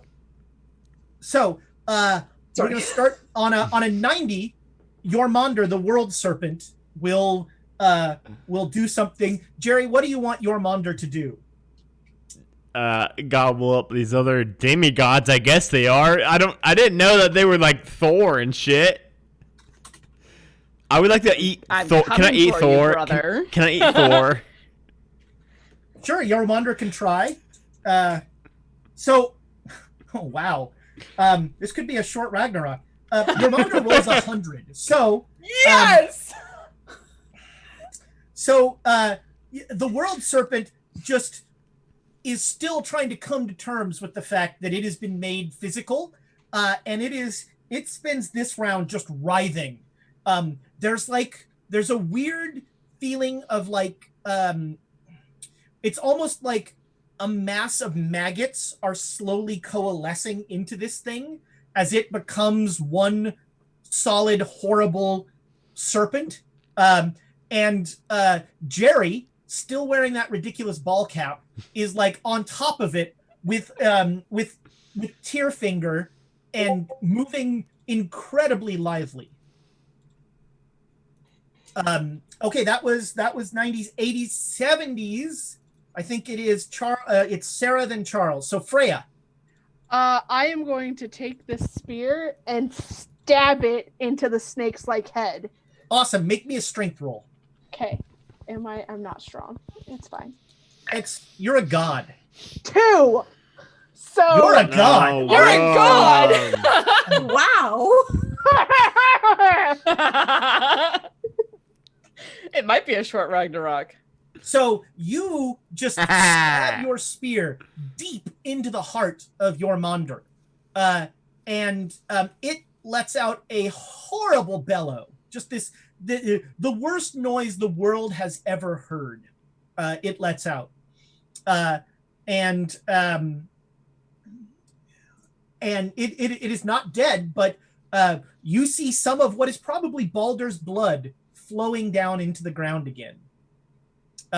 Your son / your husband died for this. Sorry, I don't know Eric's dex is 50. 50. Okay, so Charles, you are next. Thor. Hold aloft Mjolnir, the hammer of Thor, and call forth lightning to Nice. strike Hey, your hey, Mandor. hey. Loki, make me a dodge roll. No. Remember that laser tag we played? You can join me. The laser tag, Jenny. You can join me in the Ragnarok. Now I'm just now realizing I played laser tag with Thor and was zapping him in the crotch. and nipples. As I rolled Loki, a it's kind of fitting. 4. That's a nice. So Is that Loki, good? Yeah. Loki sidesteps you bring down a rain of thunder, just this peal of thunder all around your Mondor, causing your Mondor tons of pain. Loki manages to dance around all of the bolts. Jerry, once again, like a dancer, is just like sliding back and forth. And that was 70s, 60s is oh no, you're 50 now, so it's Odin. Yes, indeed. I'm just Alright, I'm just saying, like, look, listen, I'm still I like, love you, Dad. Melissa, I'm still your dad. I'm just saying, like, I'm just trying to like end the world and stuff, but it's all fun. It's for the greater good, right? Like, they've had the world long enough, right? Right, my darling daughter. We'll get to that on your initiative. I know what you're doing. So, Melissa. I'm going to come awake and stand up, knowing who I am and all of that, because I didn't get to do that before we went into initiative, and find like a cleaver in the kitchen, and it immediately becomes the Odin spear. So you have this massive gold spear. And I am going to use my teleportation to be outside and be near the serpent. Sure. And your two ravens appear from the ether, and they start worrying your Mondor, like trying to distract it. Go ahead and roll me some dice. You're gods. I just want to see how well you destroy. Do I get an advantage die because the ravens are worrying at the thing? You're gods. Advantage doesn't matter. Again, I'm just seeing how well you do this stuff. It's not if you're going to do it. Yeah, it's 55. All right, so yeah, you bring the Odin spear around. You like slice down almost like a glaive. The Odin spear is so sharp, and you take another chunk out of your Mondor. Okay, that was we go. Eric has a 52. God, I am a terrible designer. All right, Miriam, you get to go first. Miriam sits up. Frigg. The knowledge she is Frigg. Oh God! Wait, who are you? She's the queen of the Norns. Yeah, you're my wife. She still is. But also Odin's wife. Yeah. So there's that. There's nothing weird about this. Reach into my kitchen knitting basket and pull out my scissors. Nice. Yeah. And those scissors are immediately deadly weapons because you have the fates. You have the string of fate. Shears. She spins. How apt. So yeah, you pull out your shears, and next round you can cut some of the strings of fate. That is no problem. All right, Eric Heimdall, you have a very large sword that is just there. You also know exactly where these things' weak points are. Okay. And you know everything just by looking. You know everything about all of these other gods, and it's almost it's the wrong image, but you like almost have like an overlay of like when you look at someone, it gives you their, and you know that Loki has the power of deception and illusion. Those are his godlike powers. Okay, and having all sight, I'm able to for sure know Balder is for real dead. It's Balder not an is illusion. dead. Yeah, Balder is dead. Okay, I will announce Balder has been slain. Loki the trickster must fall, and I'll start marching, going straight towards where Loki is, like all knowing, just knowing where to find him. I got that blade wielded. I'm announcing myself as I like am trying to like Brilliant. walk him down. Nice, yeah. I have foreseen this day 1,000 times, Loki, and every time you fail. There you go. Yeah. So Loki, he is coming towards you. He seems to know all of your moves. It's like every time you dance one way, he's there. Not to mention that Thor is also really inconvenient with those lightning bolts. Really, they're all kind of a pain. If I am able to walk him down, I would try to like strike him. I don't know if I have enough time. Sure, yeah, take a swing. That's fine. Yeah, Loki, make me a dodge roll. Roll me some dice. This is the first time this has ever actually been a fight. I'm shocked, honestly. Not with this group. Yeah. Yeah, I got a 21. Am I comparing? Okay. Is it a strength check or what am I making? You're just rolling some dice. Loki, what'd you roll? We're far beyond the rolled a 37, but what was my like thing? I was. So you rolled a 37. All right. So Heimdall, you actually draw blood on Loki. You bring your blade around and you like wing him in the arm, and so Jerry, you've just been cut for the first time. So now I think what you were trying to do was use your power, right? Was that what you were going to use deception is when you were talking earlier, or? I was trying to convert my good buddy, my investment partner Charles, aka Thor, I guess. Yeah, that's hard. But instead, I've gotten stabbed. I see that they're all pretty angry with me for some unknown reason. I want to try to slide around. What's the snake's name? Dormander. And as I do, as soon as I go out of view, I want to just kind of like try to make an illusion of myself to make myself look like Thor as I fall down. All right. Sure. Yeah. So actually, I want to stop here for a sec, and I want to see, do people is in the myths, Loki never dies.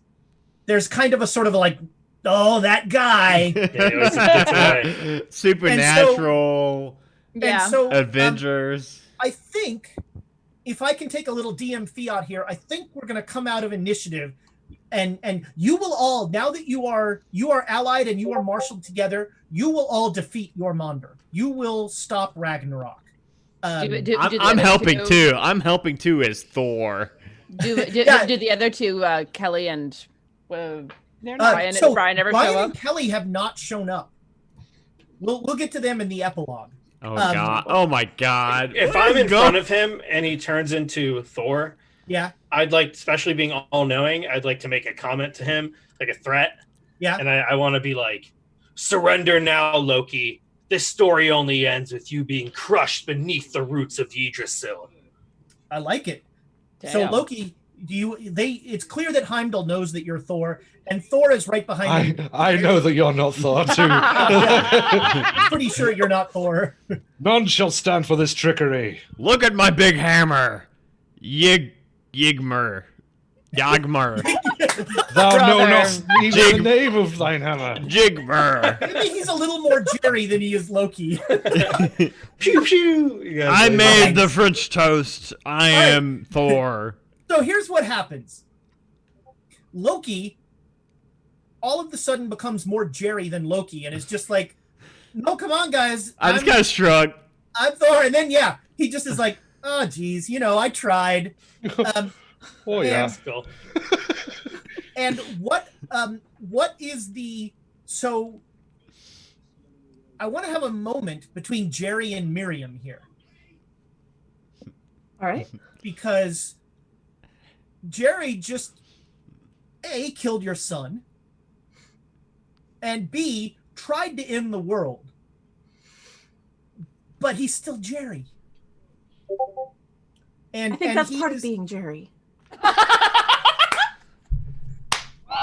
I mean, you know, I'm still the same old Jerry. I just happen to like want to bring about Ragnarok. I thought it'd be a good, you know, I thought it'd be a good starting place. You know, wipe the slate clean. You know, start things Jerry, fresh. I wouldn't let you go into business with Charles. Why do you think I'd let you bring about the end of the world? Miriam, that's why I didn't bring it up to you, because I knew you would shut this thing down. Well, exactly. It's a terrible plan, Jerry. I mean, we could start fresh. It could be me and you. Like, for all the whole world, we could start everybody from amiibos again, and we could like raise them up and like. No, Jerry, that's not how this works. I think you should invest in rubber carpet. God damn it! Hey, Miriam, come over here. Miriam, come over here right now. Miriam, come over here. Get away from Charles, aka Thor. Thor has always been trying to invest in rubber carpet from millennia now. Come over here. The camera feeds off as Jerry just keeps trying, and the gods are having none of it. And so now I want to use a framing device that I often use in one shots. It's 5 years later.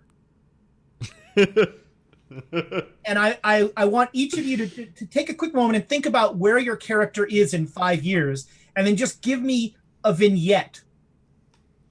Oh, wait, Kelly and Brian. Oh, who cares about Kelly and Brian? Yeah, fuck Kelly and Brian. Was one of them Tyr? That's all I want to know. Yeah, Yes, just one my was boss Tyr, my and uncle. one was the goddess of what's her name? The goddess of the harvest, Soyan or Sophian or however you pronounce it. Okay. So it's 5 years later. Loki was, I mean, defeated is a strong word, but he Ragnarok did not happen. You were successful, but really what I'm interested in is in 5 years, are you more human? Are you more God? Are you still together as like a pantheon? Let's see. Let's go. Who would go first? Let's go Thor first. I am still madly in love with my Melly Jelly, even though she's my father. That's not weird. I can't help these feelings. So she still looks, other than every once in a while, this weird superimposition of an eye patch and like the image of an old man. She still looks just like Melissa. It's still the woman I married. Yeah. Smelling like Ben Gay. So did you guys go back to San Diego and like try and go back to life? I think they'll probably end up taking more time to come back now, just because of the sort of previously untapped wellspring of divine being. Minnesota is something of a homeland. You know? Well, this is it. I mean, it may stink of shame and lutefisk. But Charles doesn't want to go back to being some sort of like low-grade hustler when he's got the full cosmic power of Thor behind him. And, you know, if you're drunk enough, lutefisk is pretty good. So, Melissa, build on that. So you guys are you mainly staying in Minnesota now? Are you I'm going to say yes. Yeah. The power, there's a lot of grounded in power from the belief of the people who immigrated here originally, and I want to stick close to that. But I think that I am maintaining my work as a doctor. I found a way to combine the magic that Odin hung himself on Yggdrasil to learn with the abilities of being a doctor, and use them to be a better doctor and guide the pantheon into some measure of peace, while keeping an eye on things with the ravens circling around, and occasionally just stepping a little bit back and saying, what can I see? What do I see in the places that I know? Mm-hmm. Okay. I'm going to do Miriam and Jerry last for, I think, obvious reasons. So, Eric, You're sort of, you're still the loner here. Heimdall is the ultimate loner. Yeah, Eric would use his power of, perfect foresight to create some beautiful architectural works. He knows it's almost like it was preordained of what it had to exist. This building always was going to be, and he's become quite the world-renowned architect. And since he doesn't have his older brother to bug him all the time, he's actually a pretty nice fella. Aww. Nice. Sarah, how have you dealt with the loss of your husband / let's see, Baldur to son? Yeah. I think what I did was I tried to stay close to the family, because even though I was only their daughter-in-law for so long, I've always been a part of the pantheon. So you are one of the family. Yes. So I decided to stay in Minnesota, and I talked Brian Jr. into opening a pharmacy there so that I could still keep the job that I was doing. Perfect. But also still be with the family. Yeah, that's great. He'll open a version here. Yeah, that is perfect. All right. Jerry and Miriam, I'm going to sort of take you guys together, and I'm going to ask you both questions that you can, maybe you have different answers. Are you two still married? Let's bring it to Miriam first. Yes. All right. So how does that work? Jerry's About locked the in the same way laser it tag always room. has. Jerry really doesn't have a lot of input on anything. I have 0 input now because I'm now locked in a cell in the basement of the old man Brian's basement. You're just locked in That's just the laser tag room. I'm locked in the laser tag room. It's in the basement. And Miriam, for some reason, is immune to your power of deception. So you keep trying to be like, well, it'd be great if I could go outside. And she's like, sorry, Jerry. And so quarantine for your own good. So Jerry's got a little man cave with a big screen TV and his beer that he makes and stuff like that. Did you say he's on Loki Down? Oh, wow. I'm sorry, everyone. I'm so sorry. Joe, you're not invited back anymore. I'm just kidding. That is my absolute sense of humor right there. So you're invited back for everything now. I think that's our story. I think we've told the story we need to tell. Guys, this was awesome. Thank you so much.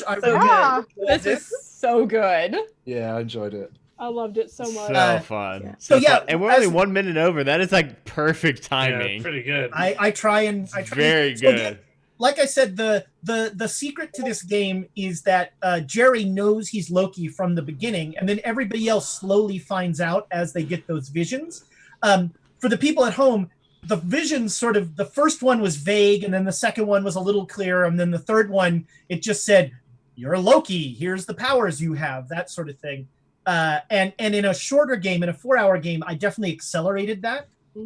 In a longer game, I let the visions stretch out a little more and let stagger people having them, because it's fun if one person is going crazy and nobody else is. And by the way, I just want to shout out Adam for how long he pretended like Jerry didn't know what the hell was going on. That was brilliantly done. That was amazing.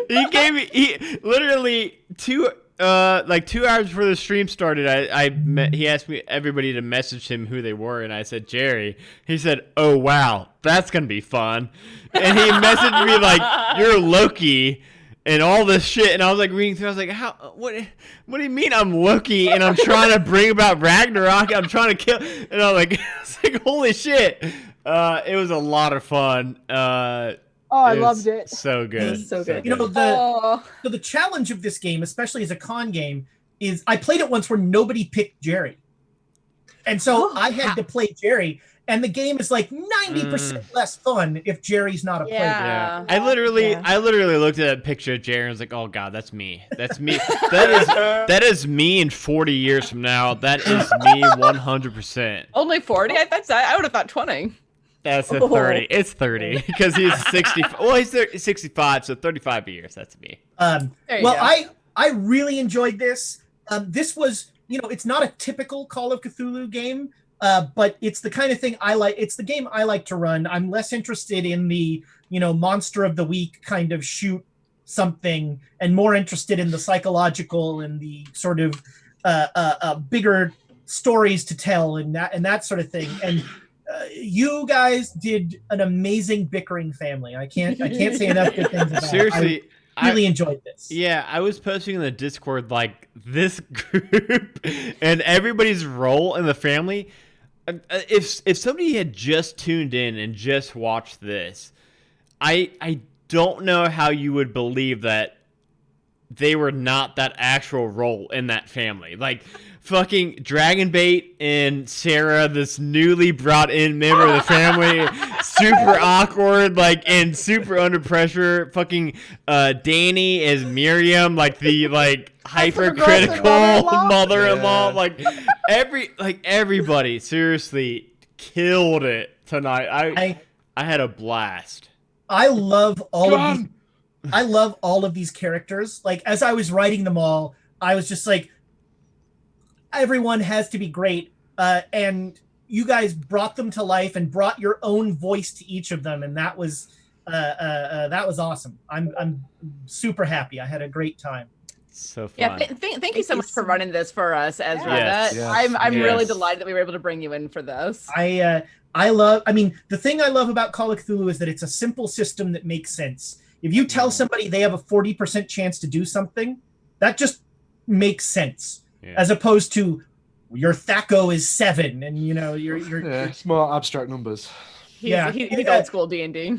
And it's a fun world, and it makes it lets the rules get out of the way and you get right to the story, which I really enjoy. I know some of you guys are on the East Coast and it's late, so I'm going to stop talking and let Adam close everything out. Yeah, let's go ahead and have everybody go ahead and say where people can find you and what you're up to, what projects you're working on right now. So let's go ahead and start with Ezra again. Ezra, thank you first of all. Thank you so much for secret keeper, whatever this is. Arcane knowledge. Yes, thank you so much for running this. I am not a creeper. Yes. Unless Debbie Gibson is involved. That was the 80s. I'm currently running a campaign of Massive Nyarlathotep. It is wacky. The Great Dane Society, as the team is known, is cutting a swath of destruction through much of Europe, and every town they leave, they're really not allowed back in anymore. The world has already ended once. Oh, yeah. The crowbar of doom has happened. Yes, the crowbar of doom has already ended the world once. And it's been huge fun. Tiana plays in that game at Quests and Chaos. Other than that, I'm just hanging around. I guess I'm Ezra Won't Tweet on Twitter, and feel free to follow me. I love that Twitter handle, by the way. Ezra Won't Tweet. It's increasingly inaccurate, sadly.